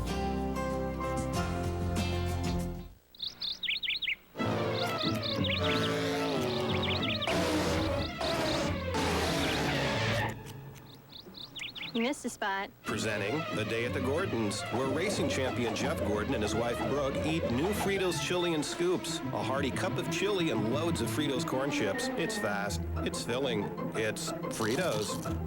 Perfect for people on the go. New Fritos Chili and Scoops and Sloppy Joe and Scoops. Nothing goes faster. On the road, even for an experienced driver, things are not always the way they appear. For instance, the blind spots around a truck. They can be a dangerous place to drive. Now that's the beauty. Remember, if you can't see the driver's face in the side mirrors, Honey, he can't see you. the driver can't see you. Stay out of the truck's blind spots, and you'll stay safe. For more tips on how to share the road safely, get this free booklet from Shell. Count on Shell. 60 laps to go in this Chevrolet Monte Carlo 400 here at Richmond International Raceway. It's nice to have you with us on this Saturday night here on ESPN. Here is the battle for 9th position. Mark Martin and Ward Burton. We've been going at it now for 2 or 3 laps. Ward running the high line and Mark running the low line. That's the line that Mark normally likes to run. But he's having a hard time making it work for him. Ward has 13 top 10 finishes so far this year. Ran 6th at Darlington last week after leading 59 laps. And you saw Johnny Benson running side by side with Ward Burton just a few laps ago. Well, Benson has pulled away from Ward and from Earnhardt. He's currently in 7th position, 5.5 seconds behind the leader, Jeff Burton. Mark trying to get that low line to work, but as you can see, it doesn't. As Ward Burton pulls him a couple of car lengths and he tried it down the corner. Then we'll try it again.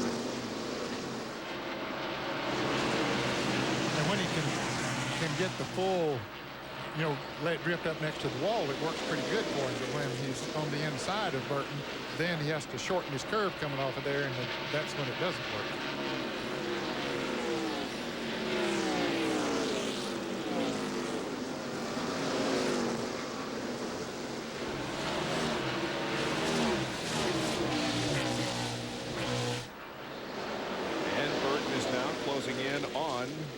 Bill Elliott, who is having his best Richmond race since he finished 2nd here in September of 1993. He finished 9th in the race held earlier this year, talking about Bill Elliott. And Benson, you see, just slowly getting closer and closer to Bill Elliott for the 6th position. The Aaron's Rent Pontiac. Man, he's done a great job in that car this year. Just Sure a has. fantastic. Talking about Benson and that 10 car. They're all set with Valvoline, sponsor that car next year. So Had a 5th place finish at Michigan not too long ago.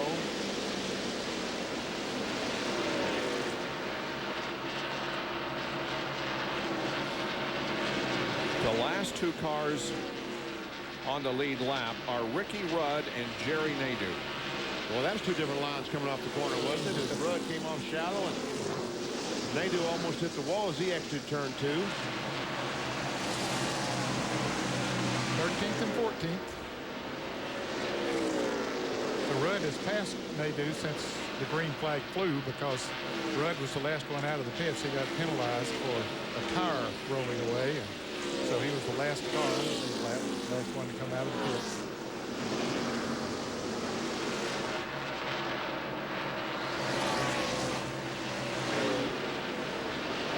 See Dave Blaney right behind them there. Dave is a lap down. He got a lap down when he got caught up in a wreck. And still, he's held his own since then as far as staying on that lap. He lost that lap when he got caught up with Jimmy Spencer in the wreck early on. He posted his 3rd top 20 finish of the year just last week at Darlington and his 2nd in the last 6 races since Doug Randolph took over as the crew chief for the Amoco Pontiac Grand Prix. Casey Atwood, the 20-year-old, there he is, the Motorola Ford. His first race, his first NASCAR Winston Cup race. Ray Evernham is the owner of this car, will be the owner next year of the Dodge teams that Casey Atwood will drive. And he wanted Casey to get some laps and against some great competition when he has tonight. And he's done a great job. He's now a couple of laps down in 22nd position. And he also plans to run at Martinsville and at Homestead before embarking on his rookie season next year. And once again, Nadeau and Rudd are having a pretty good race. And Nadeau has taken away the 9th position. No, that's not the 9th position, the 13th position.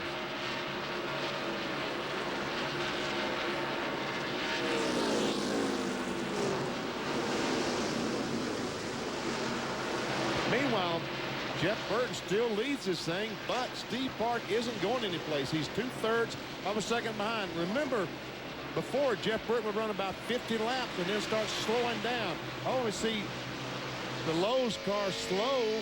Caution is out. Uh-oh, caution is out. We're probably going to see some more pit stops, some more tire changes, and this is a good break, I think, for Jeff Burton. If his crew can pull off a good stop and get him back out in front.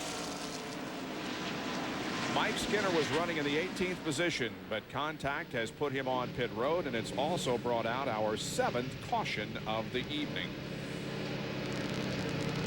Mike stops the Lowe's Home Improvement Chevy down in his pit area, and we'll take a look at it from his onboard camera. Goes down in turn 1. Apparently the right front tire went down. Looked like, because it just shot right into the wall. I believe it's exactly what I saw the other night. They go down the corner, and all of a sudden they lose the back end. They got to chase it up the hill, and it's going so fast he chases it up against the wall. Now you may be right. He may have a right front tire flat. Well, you're probably right too. I just responded the way she shot it towards the wall there right at the end. All the leaders are down pit road. 14 on the lead lap. Jerry.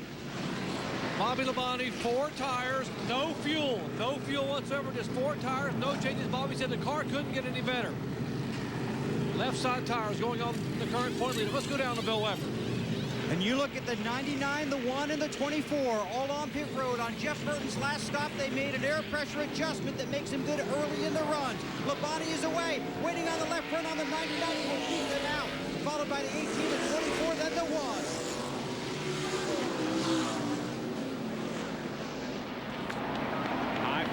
In the Labonte pit. Peter Gillen, Jeff Chandler. Good pit stop, won them the race last week at Darlington. Will it win them another race here today? Well, we still got about 45 more laps to go. Under caution once again. We'll take a break and be back with more of the Monte Carlo 400 from Richmond International Raceway. Celebrating by Team Monte Carlo. Now, the first thing you've got to do is jump up here and scream and yell, "Woo!" Make sure your hat guy forms them first, so you don't end up looking like a dork. Now, when somebody hands you one of these babies, make sure you say thanks. Thank you. Thank you. Oh, man. Don't eat the check. Want to be like Jeff Gordon? Drive the all-new Chevy Monte Carlo. The cars more champions depend on. Chevy, we'll be there. Any flavor you can dream of, Sonic can make into an old-fashioned float or creamy smooth flurry drink. Choose from a cool Sonic float or one-of-a-kind Sonic flurry drink. Like a float, only blended. Try new peach or your favorite flavor, now just 99 cents each. Only at Sonic. Hey, Mr. Tool Belt, why don't you change your oil every 3,000 miles? And remember, women know when you lie. Look, missing an oil change is like giving a woman a vacuum cleaner for her birthday.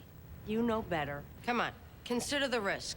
This is reformulated Quaker State. Protection beyond 3,000 miles under any driving conditions. Can you say insurance? Because I could say I told you so. Reformulated Quaker State. It's been tested. It works. What more do you need to know? For everyone who'd rather do it themselves. For these magnificent do-it-yourselfers, we make the versatile line of Wagner Power Painters. With power to handle today's thicker one-coat latex paints.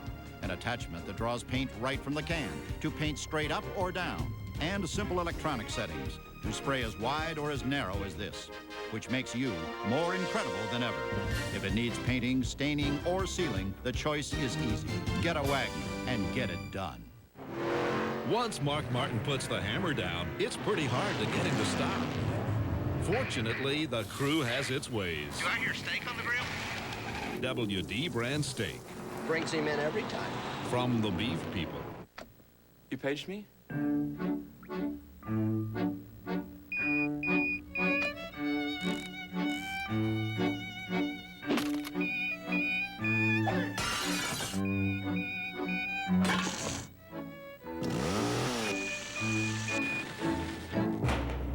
Man, this place is falling apart.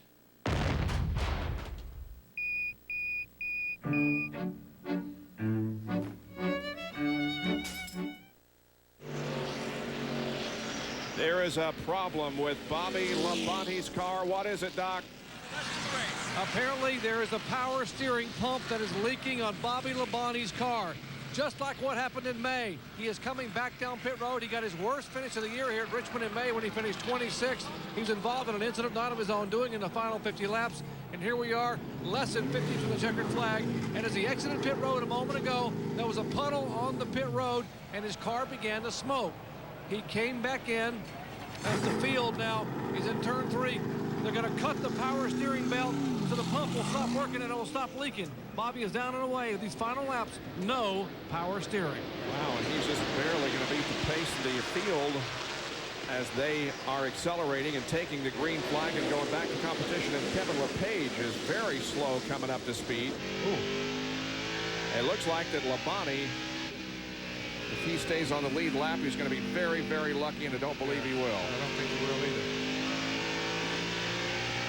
He came out of the pits in second place, and here he is now in 14th position, fighting to stay on the lead lap. Well, now the smoke is clearing up because they have cut the belt that turns the power steering pump that pumps the fluid back out on the engine, back on the exhaust, that causes the smoke. So the smoking problem is gone, but the problem is he doesn't have power steering. Well, he stays ahead of Jeff Burton and the rest of the field. Meanwhile, Jeff Gordon and Burton are running very close together. Steve Park is right there in third. Then Dale Earnhardt now running fourth, and Bill Elliott is fifth. Boy, Earnhardt had a great pit stop. They said a little over 13 seconds. John Kernan has more. Ned, it was just a shade over 13, actually 13.60, a 13.6 second stop for Dale Earnhardt. The only adjustment, air pressure, but it was a thing of beauty to see down here on pit road, I'm telling you what. And the last top 5 that Dale Earnhardt had here at Richmond was his third place finish this race 5 years ago.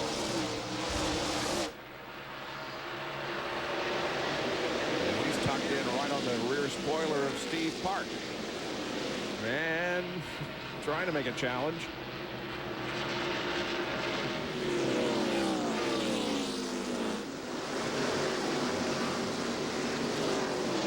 got up there in first and second. Steve Parker leading that race and Earnhardt running second.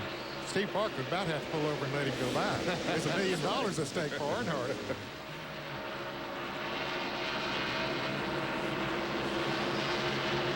Well, Bobby Labonte stays on the lead lap. Just barely, but he is. Nevertheless, he is in 14th position now.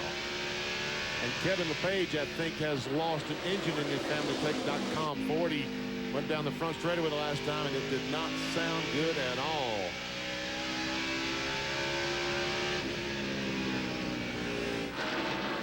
Yeah, Burton working on Bobby Labonte, trying to put him a lap down.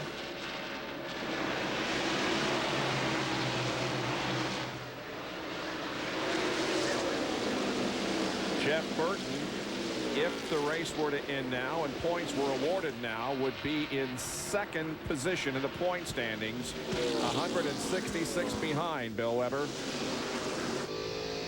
I think it's important to remind everybody that Jeff Burton won the Busch race here last night. Now, Wednesday night, he was on RPM tonight, and I asked him about running the Busch race, and he said it makes the driver better, not the car, because not enough information translates between the two.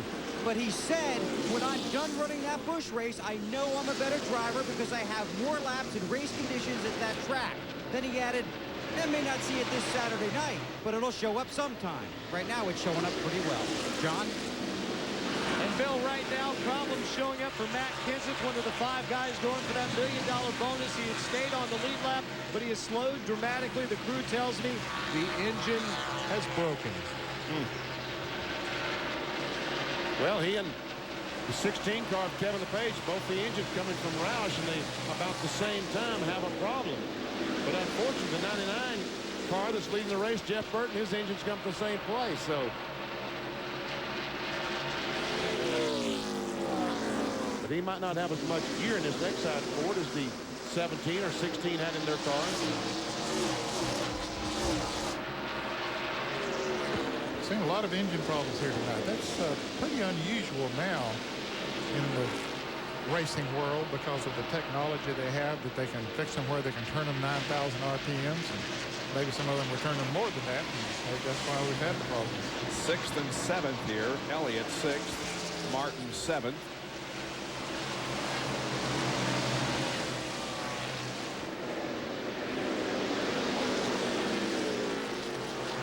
And we see Tony Stewart up in front of that on the inside of Dale Earnhardt. Just against, there it is. Battle for the 4th position. Earnhardt is the driver doing best as far as those eligible for the $1 million bonus. Yeah, it looks like Winston can breathe a little bit easier now as far as paying out that $1 million, or $2 million actually, $1 million to the driver and $1 to the fan. But Earnhardt's still in there. We're not taking it away from him yet, but he's about 2.5 seconds behind the leader, but actually more like 3 seconds now on that last lap around. And Bobby Labonte now is, I think it's starting to wear on him trying to drive that car without power steering.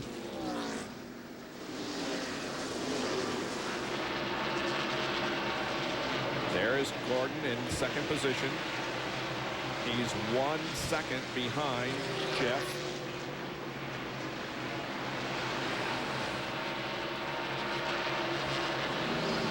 Well, Jeff Burton in his career has 13 wins. 2 have come on a short track, and one of those was here at Richmond 2 years ago. Gordon heads for the inside, coming off corner number 2, down the backstretch. Jeff Gordon pulls alongside, but Burton inches ahead as they move through the 3rd and 4th corners. They're coming to the line for the win. It is Jeff Burton winning over Jeff Gordon. What a great race. Wow. Is this an instant replay of 2 years ago? Because those guys are still running 1st and 2nd again. Not quite as close, though, at least not at the moment. Gordon still about a second behind. Matt Kenseth lost complete power as he came down the front straightaway. He has pulled it off at the end of pit road down there, so he's out of harm's way. As you see the 99 crew, they ran to push him off the racetrack and get him out of harm's way to be sure no caution flag would come out. Yeah, they don't want a caution. Gordon is closing in, though. He's reducing that interval, albeit very slowly and slightly.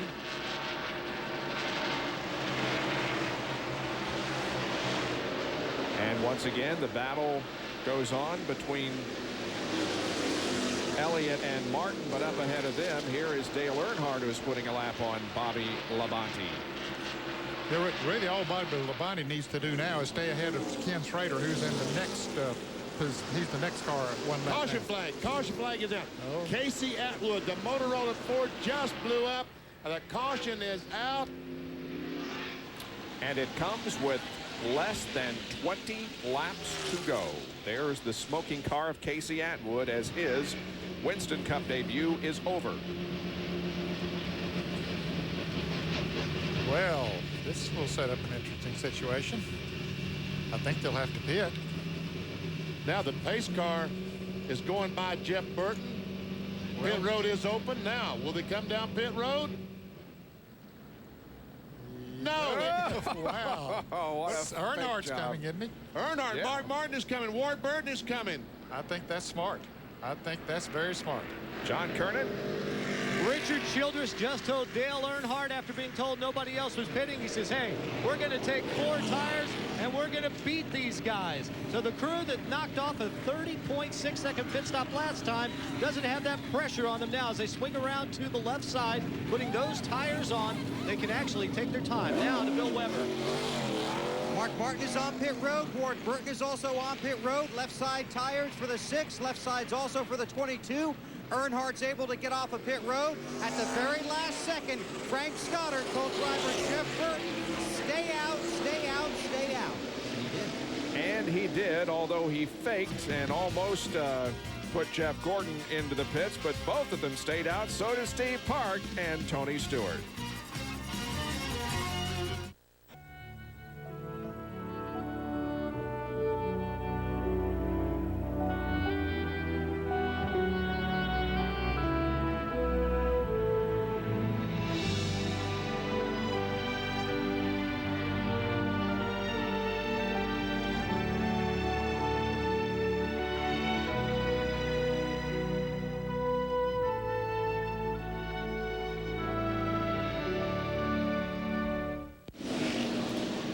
Back at Richmond International, I was supposed to say right here that SportsCenter is coming up next, but I don't have to.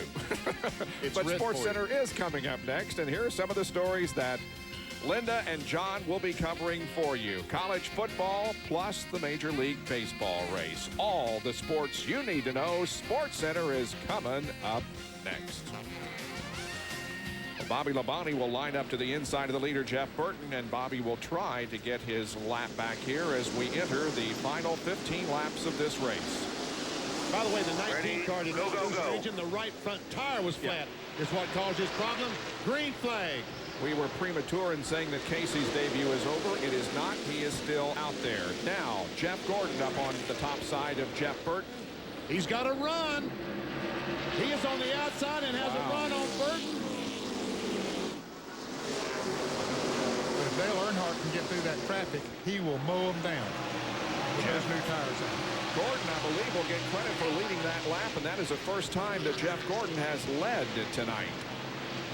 Still a side-by-side battle for the lead. Gordon and Jeff Burton.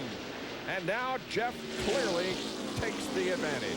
And Earnhardt gets by Bill Elliott to take over the 5th spot. And he's on the inside of Tony Stewart, trying to get on the inside of Tony Stewart. That's for 4th. Elliott took 4 new tires, and he was the fastest car on the racetrack last time. He's less than a second behind Jeff Gordon, now the leader. He'll catch him and pass him.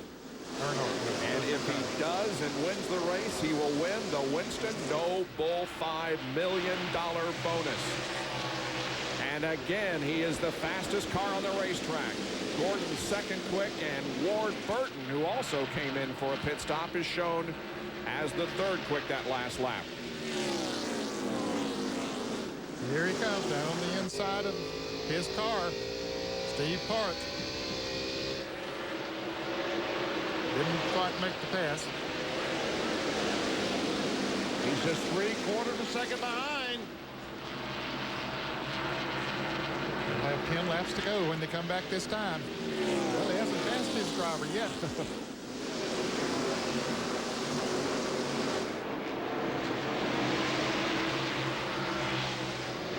390 complete, 10 laps to go. This is the battle for third position. Dale Earnhardt and the car that he owns, driven by Steve Park, and Park will not relinquish that. No, he won't.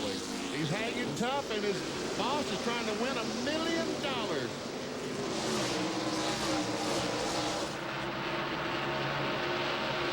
Earnhardt's last win in the month of September came at this facility 10 years ago. And Bill Elliott slipped down in the first corner and lost 1, 2, 3 spots. And now Earnhardt has the run on Park. But Park's going to come back on the outside. He has that momentum. And Jeff Gordon pulling away from Jeff Burton right now. Yeah, the laps are quickly clicking down. Now less than 8 to go. 7.5 from the Pennzoil copter cam. You're seeing the top 4. I said that Earnhardt would mow him down, but he can't get by his car, and that's going to might just hold him up enough to cost him that $1 million. John, what's going on? Well, I have a question for our experts up there. Remember earlier in the race we said that Earnhardt was concerned that he was pulling too low a gear. He was having to let off too early going into the turn, coming down the front straightaway to not over-rev the engine. Could that be preventing him from getting the run on Steve Park that he needs? No, he just can't get that momentum up on top of the racetrack, and Park is still. Now Earnhardt finally gets by him, but now he only has, what, 6 laps to go. Yeah, he ran Park into that third turn, put the slide job on him, and moved them both way up the racetrack and got a run then coming off of turn 4, made the pass. Now Mark Martin is trying to get by Steve Park. Martin has got by Tony Stewart. This is a battle for the 4th spot. One time Mark Martin was a lap down. Here he is now battling for the 4th position. Martin had a pit stop and changed all 4s. Same time that Dale Earnhardt did. Now Mark Martin slips up ahead of Park and takes over that 4th position. Coming down for 4 laps to go for Jeff Gordon, who is leading Jeff Burton by 0.8 of a second, and Dale Earnhardt closed to within 1.1 seconds. The previous lap he was 1.3 seconds behind, but boy, he's got very little time to get up there. Yeah, he doesn't have enough time now. He'll have enough time probably passing Burton. Well, I don't know. No, that's no problem. He drove right on by him. Jeff Burton slipped, get down to the 3rd corner, and here's Earnhardt with just 3 laps to go, closing in on the leader, Jeff Gordon.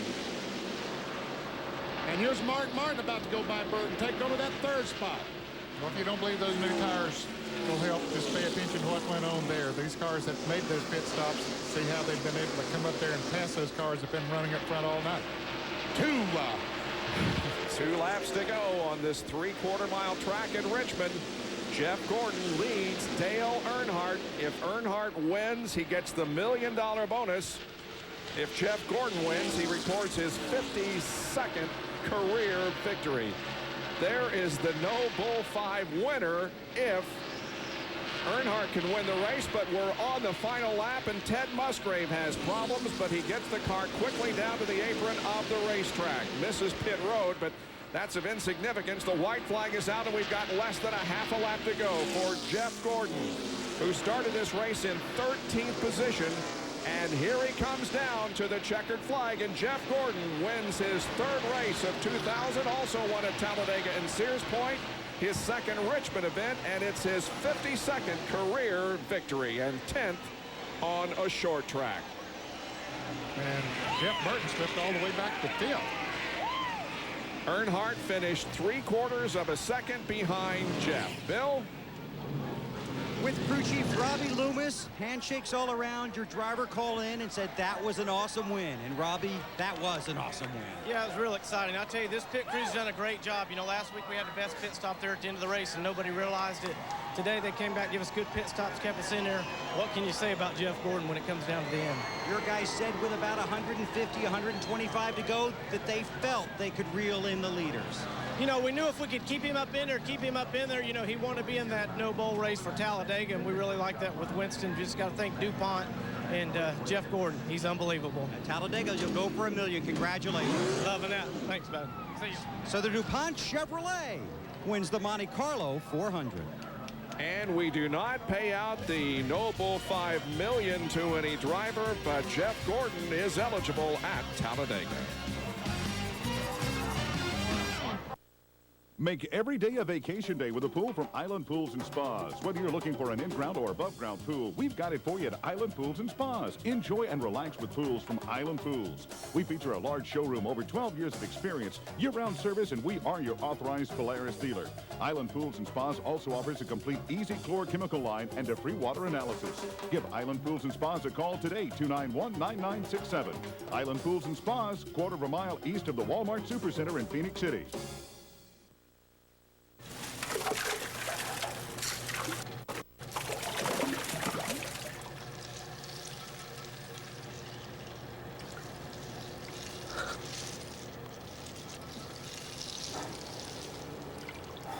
The Spicy Chick is back at Crystal. A real chicken breast filet, crispy and seasoned spicy. Only 89 cents. It's hot. Really hot. Pennant Fever heats up on ESPN and ESPN2. At 7 on ESPN, the Red Sox battle the Indians for a wild card berth. On ESPN2 at 7, the Yankees take on Carlos Delgado and the Jays. Then at 10 on ESPN, the Royals nip at the Mariners. While on ESPN2, it's the Dodgers D-backs in a wild card tug-of-war. At 7, Red Sox Indians, Blue Jays Yankees. At 10, Royals Mariners, Dodgers D-backs, Wednesday. Circling over victory lane, we see the number 24 DuPont Chevy there, and emerging from it is the victor tonight, Jeff Gordon. Here's our McDonald's Winner's Circle interview with the doctor. Had a huge hug from car owner Rick Hendrick, and now a kiss and a hug from his wife, Brooke. As happy as I've seen Jeff Gordon in quite a while. Jeffrey, congratulations. What a performance. Wow. I just want to collect myself here. It's been a little while since we've been in victory lane. Got to thank God just for the perseverance and, you know, just keeping our faith, and this team keeping their faith in themselves and in God. Couldn't have done it without him. Tell you what a great day for us. We worked hard all weekend long. We came and tested, and the car was great. And we were there all day long, you know. We just never had that track position there at the end. I knew I had to take advantage of Jeff on that restart.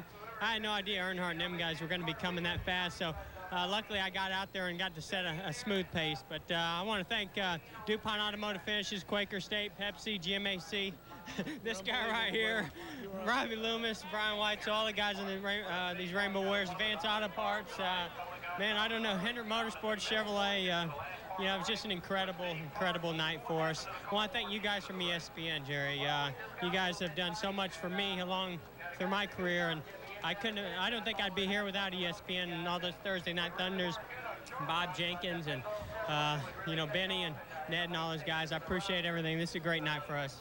It was a super night, and thank you for the testimonial, Jeffrey.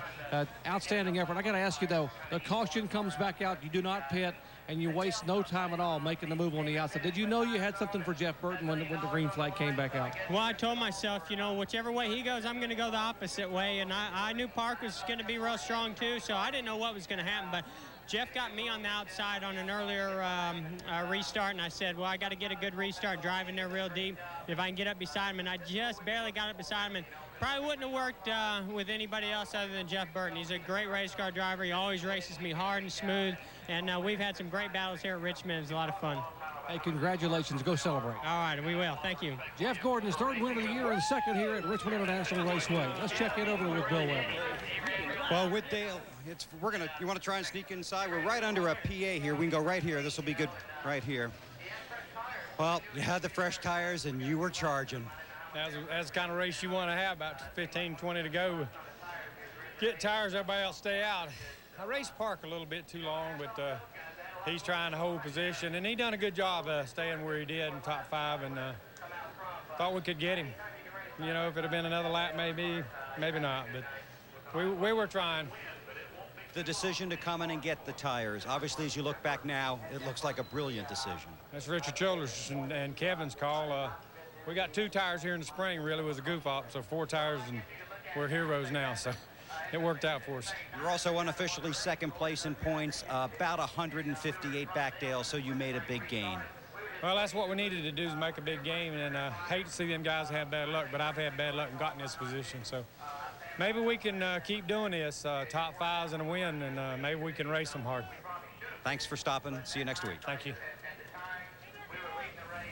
Well, let's take a look at the results now. There were 12 cars on the lead lap when the checkered flag dropped, and the top 10, Gordon, Earnhardt, Martin, Park, Jeff Burton, Stewart, Benson, Ward Burton, Ricky Rudd, and Jerry Nadeau with the top 10 finish. Here's 16 through 30. Scott Pruitt has a good run. Comes in 16th, 1 lap down. Schrader and Blaney. Casey Atton will finish in 20th spot in his very first NASCAR Winston Cup race. First of many, I'm sure. Everybody on this page had a lot of trouble. There are the results of the Chevrolet Monte Carlo 400. Back with points in a moment. NASCAR Passing by Team Monte Carlo.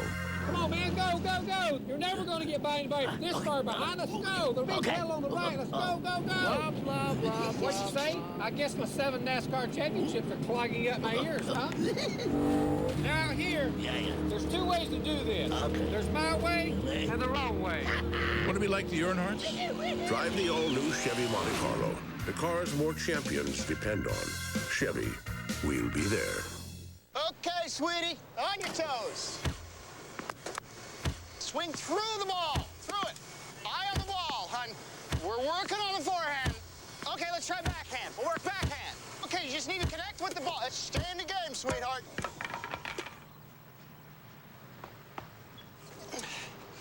Now, don't be afraid to charge the net. How do you plan on financing your retirement?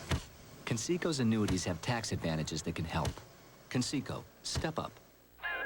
You know, this place reminds me of a guy I knew named Julius. Another Darrell Waltrip story. No, really.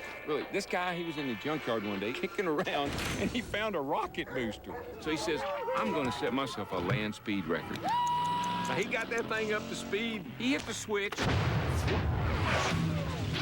He took off into outer space. So whatever happened to him? He came down out here somewhere. Get out of here. On Route 66. Now at Kmart. ESPN's coverage of the Chevrolet Monte Carlo 400 at Richmond International Raceway being brought to you by Team Monte Carlo. The cars more champions depend on. Chevy will be there. By Conseco. And by Kmart Route 66. Jeans, clothes. It's not Main Street, only at Kmart. Sports Center coming up next. Stay with us for all the war news from the world of sports. Now let's take a look at the point standings, and 6 of the 10 positions changed here tonight. And Dale Earnhardt is indeed in second position of the point standings, 158 behind Labonte, and the top 4 are within 200 points of each other. Now we go down to John Kernan. With a couple of happy guys. They didn't win the race, but they more or less won the war. Casey Atwood making his Winston Cup debut. Casey, you finished the race. How was it?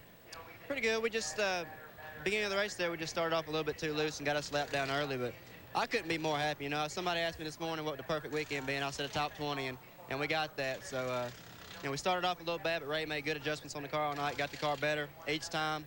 You know, at the end of the race, we was running times with top 10. So, I got to thank Motorola, I got to thank Ray for giving me the opportunity, and these guys on this team worked hard all night, and building this car, they worked hard for a couple months on it. So great job in the pits, and just glad to get this one over with. Ray, what about his job tonight? He did a great job. He learned all night long. I think we all did. I was really proud of this team. Feel like I've got a really good foundation going forward. They proved that got a little bit behind qualifying, but they fought back all night. Cut a right front tire, didn't knock the wall down. Dented my car up a little bit, but he did a good job. And congratulations to Jeff and Robbie and all the guys. And again, I like to thank Motorola too for giving us an opportunity. All right, thanks guys. Upstairs. Well, Casey advanced 16 positions from his start in 35th. He did finish 2 laps down, but again, a good debut for the young 20-year-old. Yes, he did. I was very impressed with Casey Atwood tonight. Well, as I figured it would be. I'm sorry. Yep. It's been a good night for several drivers, but for others, they suffered major hits in the point standings. But it all means that in these last 9 races of the year 2000, it should be a tremendous battle for the 2000 NASCAR Winston Cup Championship, right down to the final race in Atlanta. Well, here tonight, we had 9 different leaders and 16 lead changes once the green flag dropped. We did have a total of 8 caution periods that lasted for 57 laps. We had 16 lead changes. The average speed of the race was 99.866 miles an hour. Jeff Gordon drove to victory here tonight after leading 15 laps. His official margin of victory was 3/4 of a second over Dale Earnhardt. That's a story from Richmond International Raceway. This has been a presentation of ESPN, the worldwide leader in sports. For more, log on to ESPN.com.